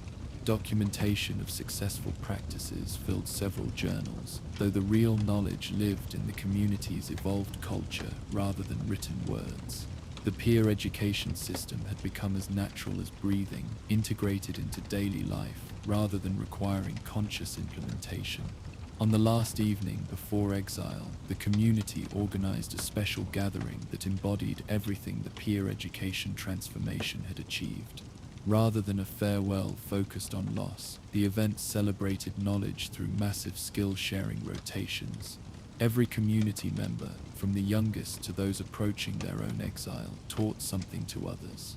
The cave resonated with productive learning energy as skills, stories, techniques, and understanding flowed freely among participants. Sage moved through the gathering with profound satisfaction, observing the self-sustaining educational ecosystem in full flourish. 7-year-old Whisper taught origami to teenagers, their small fingers demonstrating precise folds with patient repetition. 15-year-old Steady shared advanced medical techniques with middle children who would carry that knowledge forward. 9-year-old Song led a group in memorization techniques through melody, their clear voice carrying ancient learning methods into post-apocalyptic application. "You did this," Clock said quietly, appearing beside Sage as the evening's activities continued around them. Unlike their own countdown approach of philosophical acceptance, Clock recognized Sage's need to see concrete evidence of lasting impact. "Look at them. They're not just learning, they're teaching each other how to learn. That's going to outlast any individual teacher."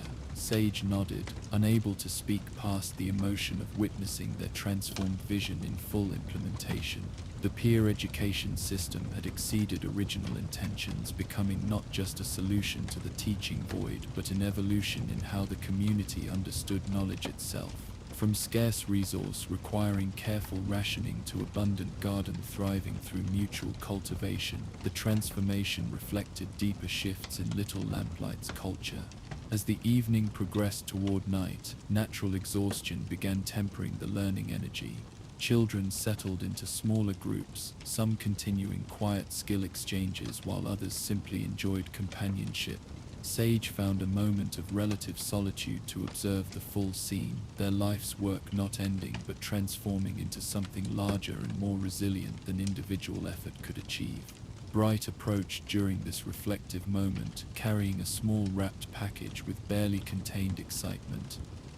"We made something for you," they explained, offering the gift with formal ceremony that belied their usual enthusiasm. Well, everyone contributed, but it was mostly the teaching circle's idea. Inside the wrapping lay a bound journal filled with entries from throughout the community. Each page contained a learning moment, sometimes formal lessons remembered and appreciated, often unexpected teachings that emerged through daily interaction. Children had documented not just what they learned, but how peer teaching had transformed their understanding of education itself. The collective creation represented the ultimate validation of Sage's final lesson. Knowledge belonged to the community, not individuals. "This is..." Sage paused, overwhelmed by the thoughtfulness and meta-learning the gift represented. "This is the most perfect summary of what we've built together. Thank you, all of you." The gathering concluded with quiet dignity as children departed for sleep, many pausing to share final words with Sage. The interactions carried weight but not despair, sadness for personal loss balanced by confidence in collective continuity. The peer education system would miss Sage's wisdom but wouldn't collapse without it, having evolved beyond dependence on any single teacher. That final night in Little Lamplight, Sage lay awake processing the transformation they had helped catalyze. From traditional hierarchical education to dynamic peer learning networks, from knowledge hoarding to collaborative cultivation, from individual expertise to collective intelligence, the changes ran deeper than mere teaching methodology. The children had discovered their own capacity for generating and sharing understanding, a gift more valuable than any specific lesson. Morning arrived with its inevitable progression, bringing the moment of departure that had loomed for months. Yet as Sage prepared to leave the only home they remembered, the dominant emotion was satisfaction rather than sorrow.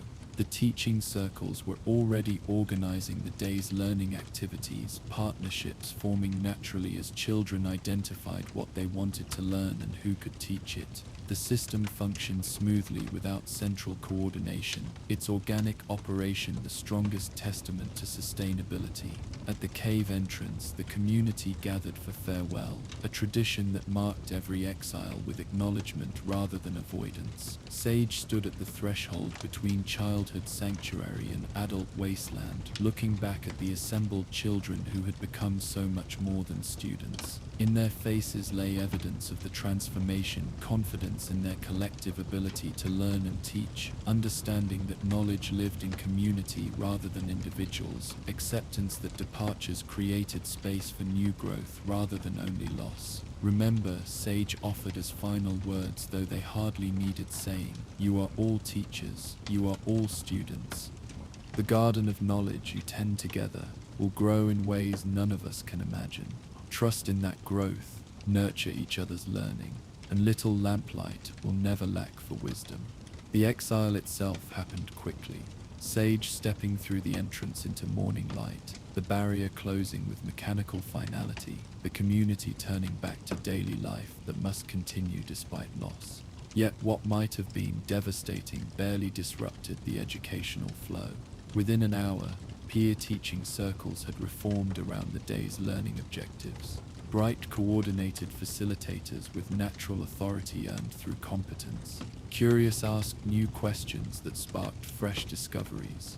The garden of knowledge continued growing, tended by many hands rather than dependent on a single gardener.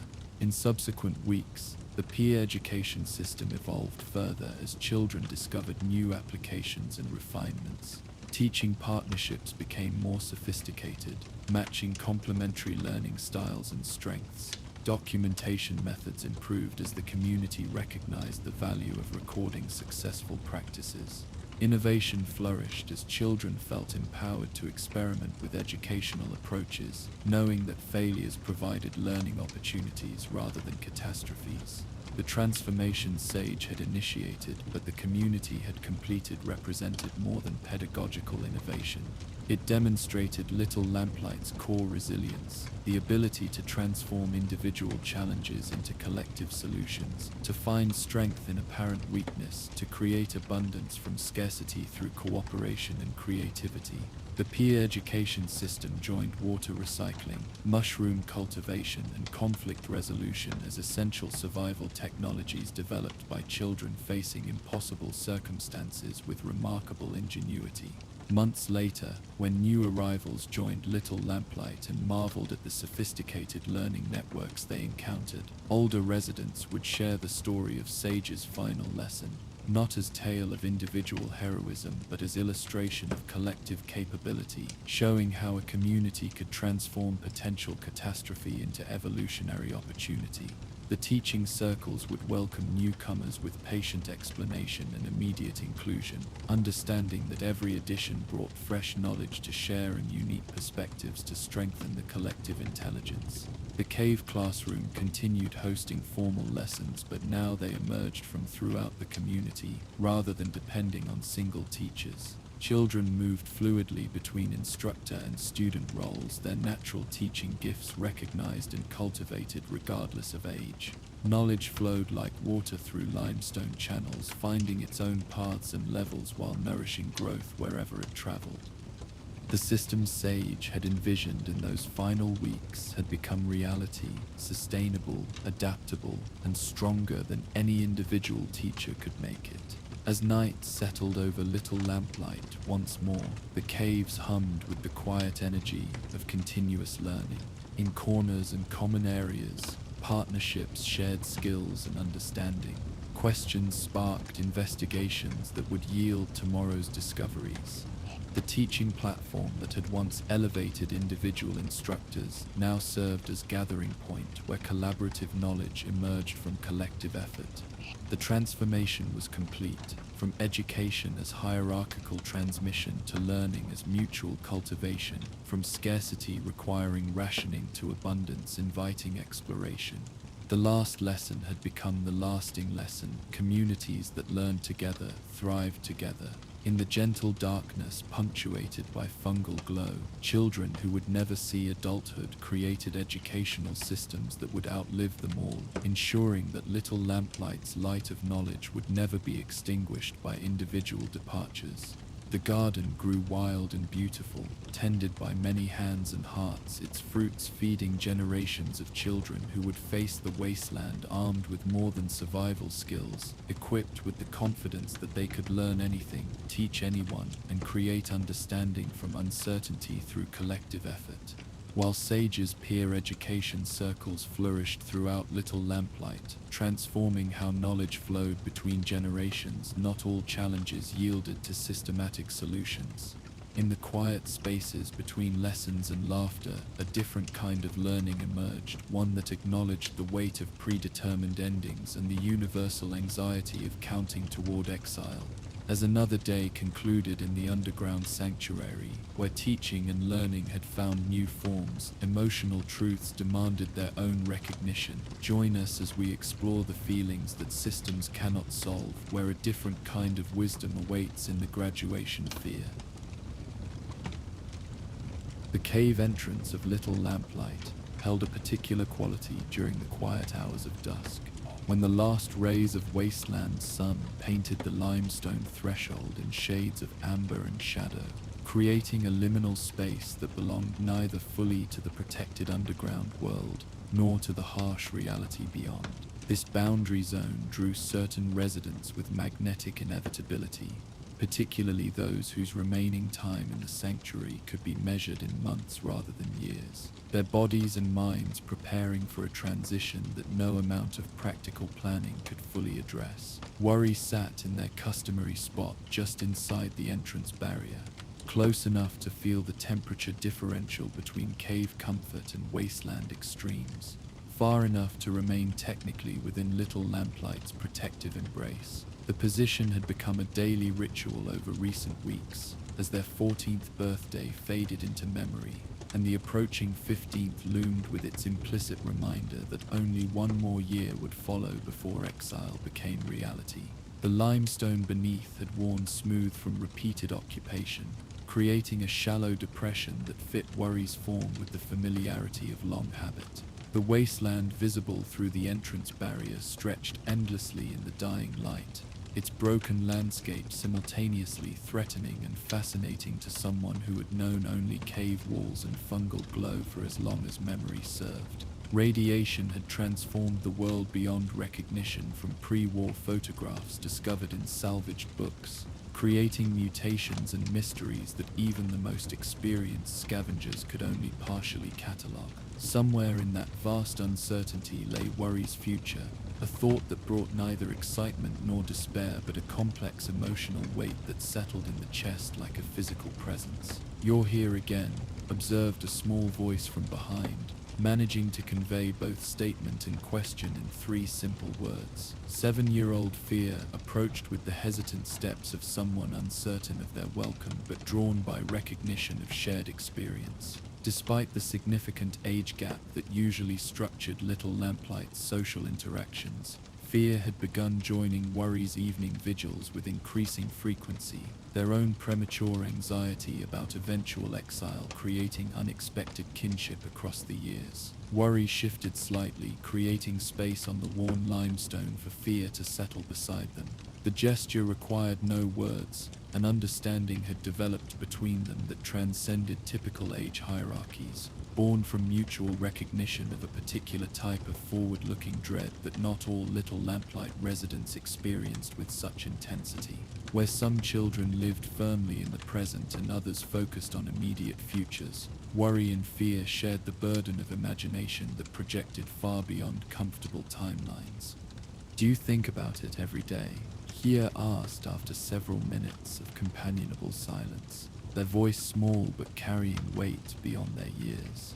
"Years," fingered she. The question needed no clarification. It could only mean the countdown, the exile, the moment when Little Lamplight's protection would end with mechanical finality. Worry considered the question with the seriousness it deserved, recognizing that Fear's emotional sophistication exceeded what most would expect from someone so young. "Not every single day," they admitted eventually. "Sometimes I can go hours without remembering, but it always comes back, especially here at the entrance. Like my mind can't help calculating how many more times I'll sit here before." The sentence didn't need completion. Fear nodded with understanding that spoke to their own experience of anticipatory anxiety, the way future loss could cast shadows over present moments. They sat together as darkness gradually claimed the wasteland view. Two children separated by 7 years but united by a shared emotional burden that their community's practical focus on survival rarely acknowledged directly. I know I have 9 more years, Fear continued after another stretch of quiet contemplation. That should feel like forever. But sometimes I wake up at night and count them, and each year feels smaller than the last one. Like time speeds up the more you think about it running out. The observation struck Worry with its perceptive accuracy. They remembered being 7 when 9 years had seemed an impossibly distant future. Now, with less than 2 years remaining, those 9 years of Fear's calculation felt both enviably abundant and frighteningly finite. Time's subjective acceleration was one of the countdown's cruelest aspects, each year passing faster than the last, each birthday marking not celebration but subtraction.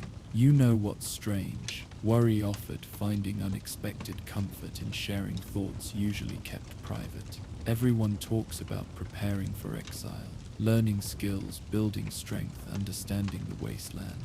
But nobody talks about the feeling of it. The weight that sits here, they gestured to their chest, that has nothing to do with whether you can purify water or identify safe food.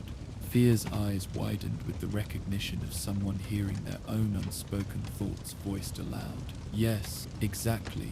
It's like everyone pretends the scary part is not knowing how to survive outside. But I already know the real scary part is just leaving. Even if I knew everything about the wasteland, even if I was the strongest fighter and smartest scavenger, I'd still be scared of not being here anymore. Their shared acknowledgement of this emotional truth created a moment of profound connection. In a community necessarily focused on practical survival, the psychological weight of predetermined exile often remained unaddressed, each child carrying their anxiety in isolation. Worry and Fear had accidentally discovered that naming the emotion, sharing its burden, provided relief that no amount of skill training could match. As full darkness settled over the wasteland, other children began appearing near the entrance area for various evening activities. Some came to check the weather for tomorrow's plans, others to complete daily chores like securing the entrance barrier, still others simply drawn by the transitional energy of the threshold space. Worry noticed how many lingered longer than their stated purposes required, gazing through the barrier with expressions that suggested their own unspoken anxieties about eventual departure. We should talk about it, Fear suggested suddenly, their young voice carrying surprising conviction. All of us, about how it feels to know we have to leave. Maybe if we're all scared together, it won't be as scary alone. The proposal's simple wisdom struck Worry with its potential. They had spent months believing their anxiety was either unique or shameful, something to be hidden behind practical preparations and false confidence. But watching other children's faces as they contemplated the wasteland view suggested a universal experience unacknowledged in little Lamplight's daily discourse. Like a gathering, Worry asked, testing the idea's shape, where we could just talk about being scared, without having to solve it or fix it. Fear nodded enthusiastically, their natural animation returning with the excitement of potential action. Yes! Because sometimes grown-ups, I mean the almost 16s, act like being scared is wrong, like we should be brave all the time. But what if being scared is just normal? What if everyone feels it but nobody says it? The conversation might have continued, but the arrival of calm interrupted their planning. The 15-year-old moved with the measured pace of someone who had found their own way of processing the approaching exile, their presence bringing a different energy to the entrance area. Where Worry vibrated with anxiety and Fear projected premature dread, Calm embodied their name through what seemed like genuine acceptance of their fate. Evening reflection time, Calm asked, settling nearby with the easy familiarity of someone who had observed Worry's ritual without judgment. The sunset was particularly colorful tonight. Sometimes I think the radiation makes prettier skies, even if it makes everything else more dangerous. The observation carried Calm's characteristic perspective, finding beauty within harsh reality without denying either aspect. Worry had initially found this attitude frustrating, interpreting it as dismissive of legitimate fears, but continued interaction had revealed Calm's acceptance as hard-won rather than natural, a philosophical stance developed through their own wrestling with countdown anxiety. We were thinking about organizing something. Fear announced before Worry could decide whether to share their developing idea.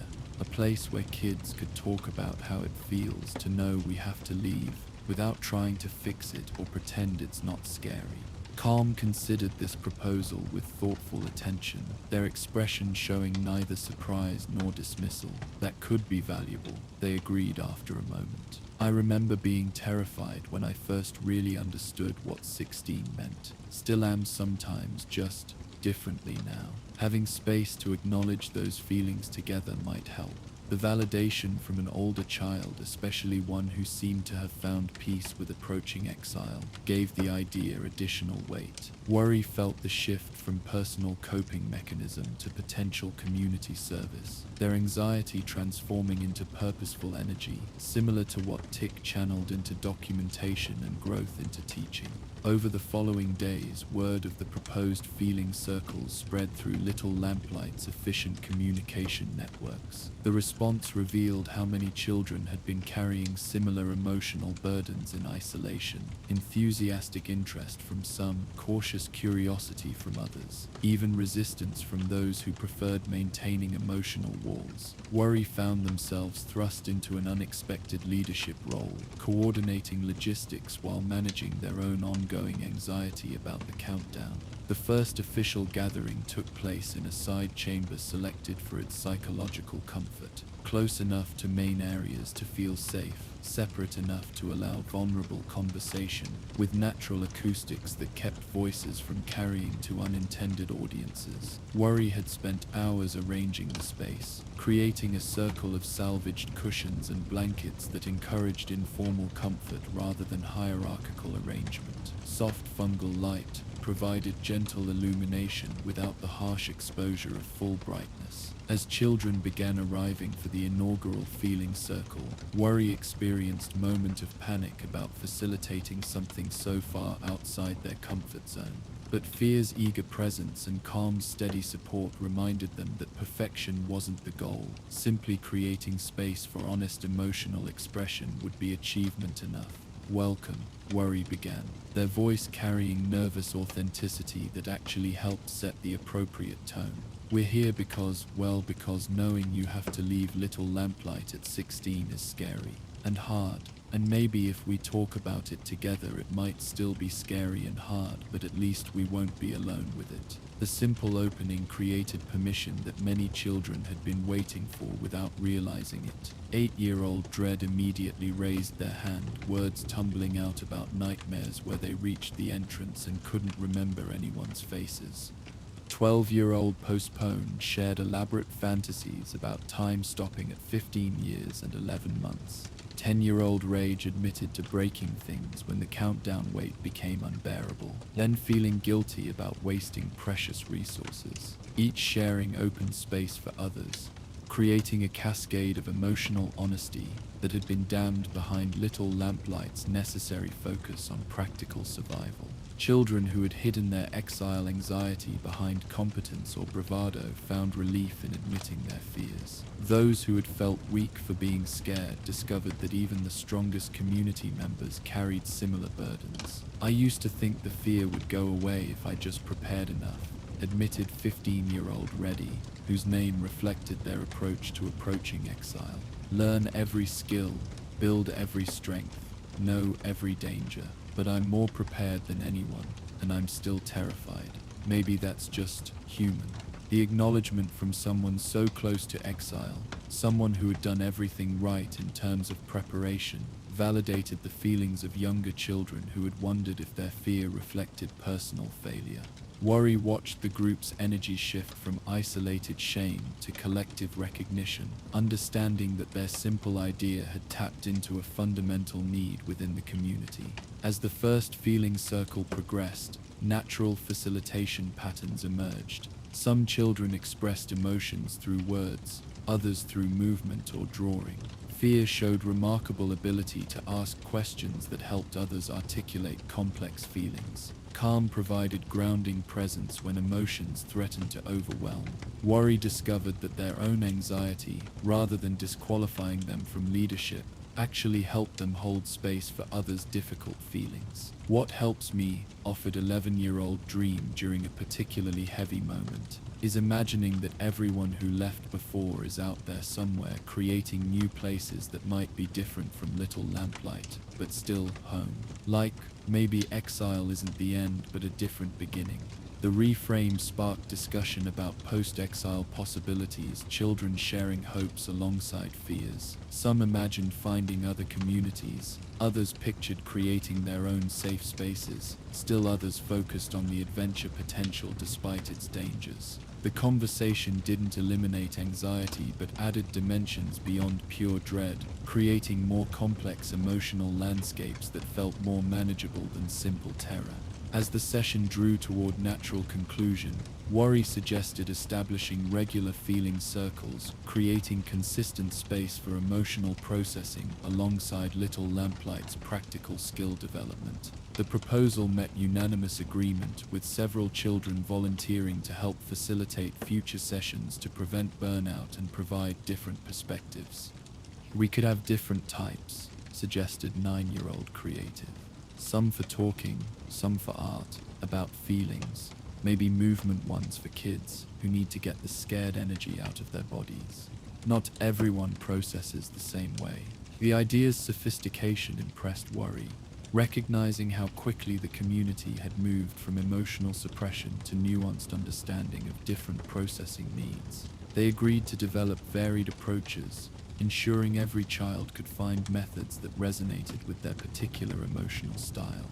The impact of that first feeling circle rippled through Little Lamplight over subsequent days. Children who had participated showed subtle but noticeable changes, less isolated in their anxiety, more willing to acknowledge fears without shame, better able to support peers experiencing countdown-related distress. The emotional vocabulary of the community expanded as children developed ways to articulate complex feelings about predetermined endings. Worry continued their evening vigils at the cave entrance, but now rarely alone. The spot had transformed from site of solitary anxiety to informal gathering place for those processing exile feelings. Sometimes groups formed spontaneously, sharing fears and hopes as they watched the wasteland darkness. Other times, quiet companionship sufficed, children finding comfort in shared presence without need for words. It's different now, Fear observed one evening, joining Worry in their familiar position. The scared feeling is still there, but it's like softer, because I know everyone has it too, not just me. Worry nodded, understanding exactly what fear meant. The countdown hadn't changed. They still had less than 2 years while fear had 9, but its emotional weight had transformed through communal acknowledgement. Individual terror had become collective challenge, faced together rather than in isolation. The feeling circles evolved organically as different facilitators brought their unique approaches. Calm-led sessions focused on acceptance and finding peace within uncertainty. A 13-year-old named Move created kinetic processing gatherings where children expressed emotions through dance and physical release. Artistic sessions emerged where fears took visual form, sometimes literally drawn out of bodies onto paper where they seemed less overwhelming. We should document this too, suggested Tick during one gathering, their systematic mind recognizing the value of emotional wisdom alongside practical knowledge. Not just what we're feeling, but what helps, so future kids know it's normal to be scared and there are ways to handle it. The integration with Tick's documentation project felt natural, adding emotional literacy to the survival knowledge being preserved for future generations. Children began contributing entries about their fears, what triggered worst anxieties, what provided comfort, how different approaches worked for different personalities. The accumulated wisdom created resources for processing inevitable emotions rather than just avoiding inevitable exile. 3 months into regular feeling circles, Worry noticed profound shifts in how the community discussed the countdown. Where once it had been mentioned only in practical terms or dark humor, now children spoke more openly about its emotional impact. The vocabulary for discussing anticipatory grief, existential anxiety, and loss of home had become part of daily discourse, normalizing feelings that had once seemed shameful. I realized something Calm shared during a particularly insightful session. We spend so much energy being scared of exile that we forget to appreciate being here now. Like, yes, I have to leave in 2 months. That's real and scary. But also, I'm here right now with all of you, in this moment. And that's real too. The observation sparked discussions about balancing future anxiety with present appreciation, leading to new rituals that celebrated current community alongside acknowledging future loss. Daily gratitude circles emerged where children shared what they appreciated about Little Lamplight life. Photo projects, using a salvaged camera, documented precious moments to remember after exile. Stories were collected about favorite cave spots, cherished friendships, meaningful memories that would travel with exiles into the wasteland. These appreciation practices didn't eliminate countdown anxiety, but provided counterweight, ensuring that fear of future loss didn't completely overshadow present joy. Children learned to hold both truths simultaneously. Yes, exile was coming. Yes, life was happening now.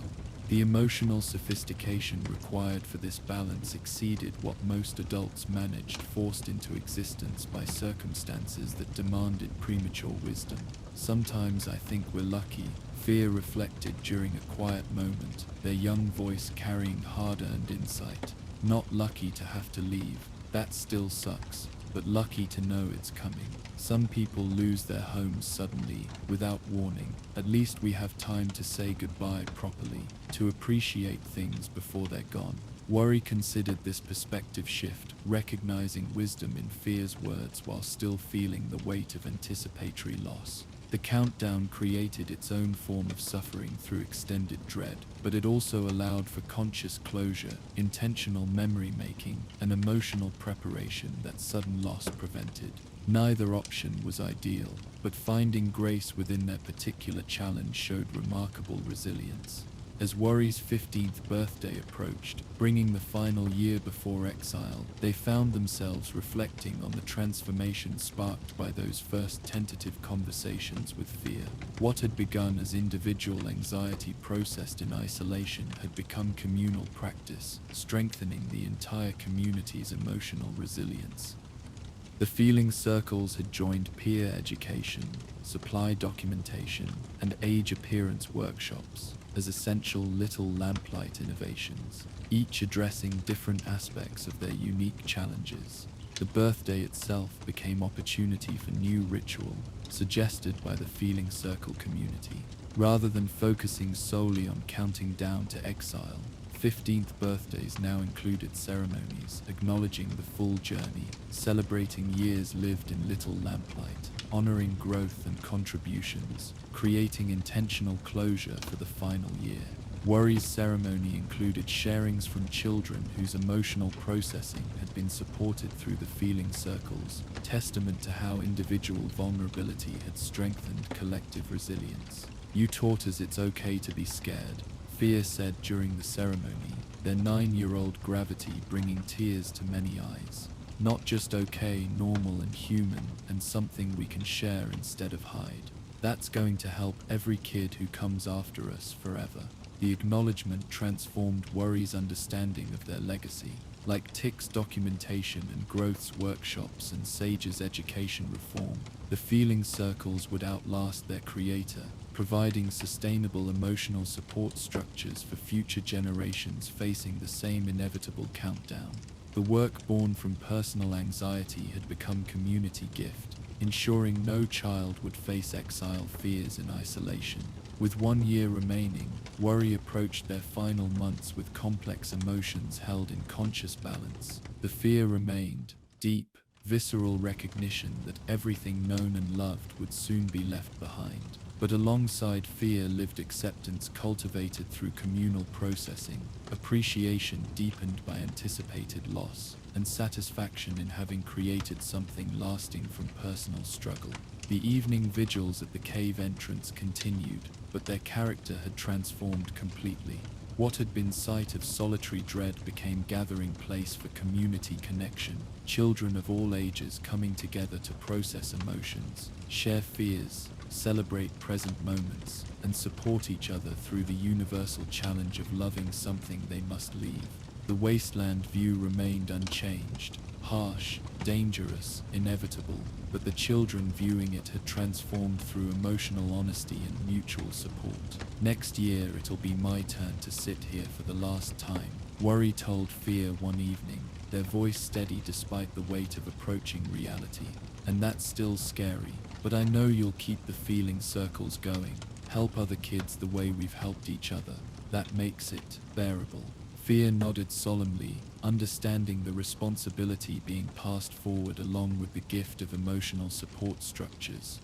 They would carry the practice forward, adapting and evolving it as community needs changed, ensuring that future generations had space to process the complex emotions of predetermined endings. The continuity provided comfort to both of them, worry knowing their contribution would persist, fear knowing they wouldn't face their own countdown alone. As stars emerged over the wasteland, barely visible through radiation haze but still offering points of light in darkness, the two friends sat in companionable silence.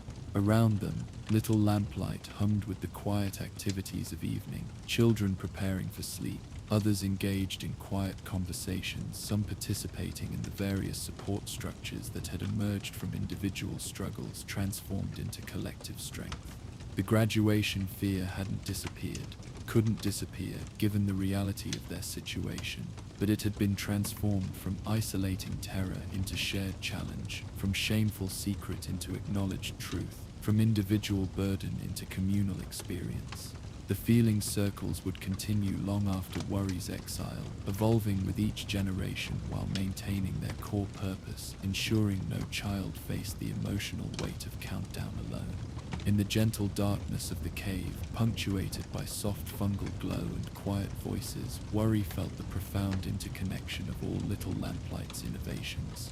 Tick's documentation preserved practical knowledge, Growth's workshops addressed physical challenges, Sage's peer education sustained learning, and the feeling circles held emotional truth. Together they created comprehensive support for children facing impossible circumstances with remarkable resilience. The countdown continued its relentless progression, for worry, for fear, for every child who called little Lamplight home. But its power to terrorize had been gentled through communal acknowledgement, its isolation broken through shared vulnerability, its weight distributed across many shoulders rather than crushing individual spirits. The graduation fear remained, would always remain, but it no longer ruled through silence and shame. As the evening deepened toward night, children began departing for sleeping quarters, some pausing to share quiet words with worry and fear at the entrance. The interactions carried the easy intimacy of those who had shared deep emotional truth, creating bonds that transcended age hierarchies or social roles. The feeling circles had woven new connective tissue through the community, strengthening resilience through honest acknowledgement of universal fears. When sleep finally called, worry rose from their worn spot by the entrance with the careful movements of someone preserving a sacred space. In less than a year, this threshold would bar their return, transforming from permeable boundary to absolute barrier. But rather than focusing solely on future loss, worry consciously appreciated the present moment. The cool limestone beneath their feet, the distant sound of water through cave passages, the soft breathing of sleeping children, safe in their underground sanctuary. Halls re, discutre souve, beneath sipping children, safe in their underground sanctuary. Fear walked beside them towards sleeping quarters, their small hand briefly clasping worries in gesture of support that needed no words. They had discovered together that courage wasn't the absence of fear, but the willingness to feel it fully, share it honestly, and continue forward despite its weight. This wisdom, hard-won through emotional labor, would serve them both through whatever challenges lay ahead. The feeling circles would gather again tomorrow, and the next day, and all the days after until Little Lamplight itself ended. Children would come with fresh fears and old anxieties, finding space to express what the harsh world rarely allowed. They would discover, as worry and fear had discovered, that shared vulnerability created strength rather than weakness, that naming fears diminished their power, that community could hold what individuals couldn't bear alone. In the quiet darkness of Little Lamplight's sleeping chambers, surrounded by the gentle breathing of other children facing their own countdowns, worry finally found rest. Their dreams mixed memory with imagination, feeling circles past and future, children learning to hold fear alongside joy, a community strengthened through emotional honesty. The graduation fear persisted in dreams as in waking, but it no longer walked alone through the passages of the mind. Tomorrow would bring new challenges, new fears, new opportunities for communal processing. The countdown would advance by another day. For every resident of Little Lamplight, time's passage is inevitable as water wearing through limestone. But the children would face that progression together, supported by structures born from individual struggle transformed into collective wisdom. The feeling circles would hold their fears as the caves held their bodies, imperfectly but faithfully, providing shelter from storms both external and internal. As Little Lamplight settled into its deepest night quiet, the innovations of recent months continued their patient work. Documentation accumulated, workshops refined techniques, peer education partnerships formed and reformed, feeling circles created space for truth. Each element strengthened the others, creating resilience through interconnection rather than isolation. The children slept more peacefully for knowing these support structures existed, would exist tomorrow, would outlast any individual's departure. The graduation fear would never fully disappear, the price of loving a home known to be temporary, of forming bonds destined for breaking, of growing up in a sanctuary with an expiration date. But Little Lamplight's children had proven that even the deepest fears could be transformed through courage, creativity, and community. In sharing their terror of exile, they had found something stronger than fear, the unbreakable connection of those who face the darkness together, holding light for one another until the very end. Thanks for wandering the wasteland with me tonight. If these stories helped you relax, don't forget to like, subscribe, and share your thoughts in the comments. For uninterrupted sleep, these videos play straight through without ads, letting the sounds of the wasteland guide you all night long. If you want more, check out our Patreon for early access and exclusive Spotify playlists. Link in the description. Sleep well, fellow Vault Dwellers. May your dreams be peaceful and your nights raid-free. Good night.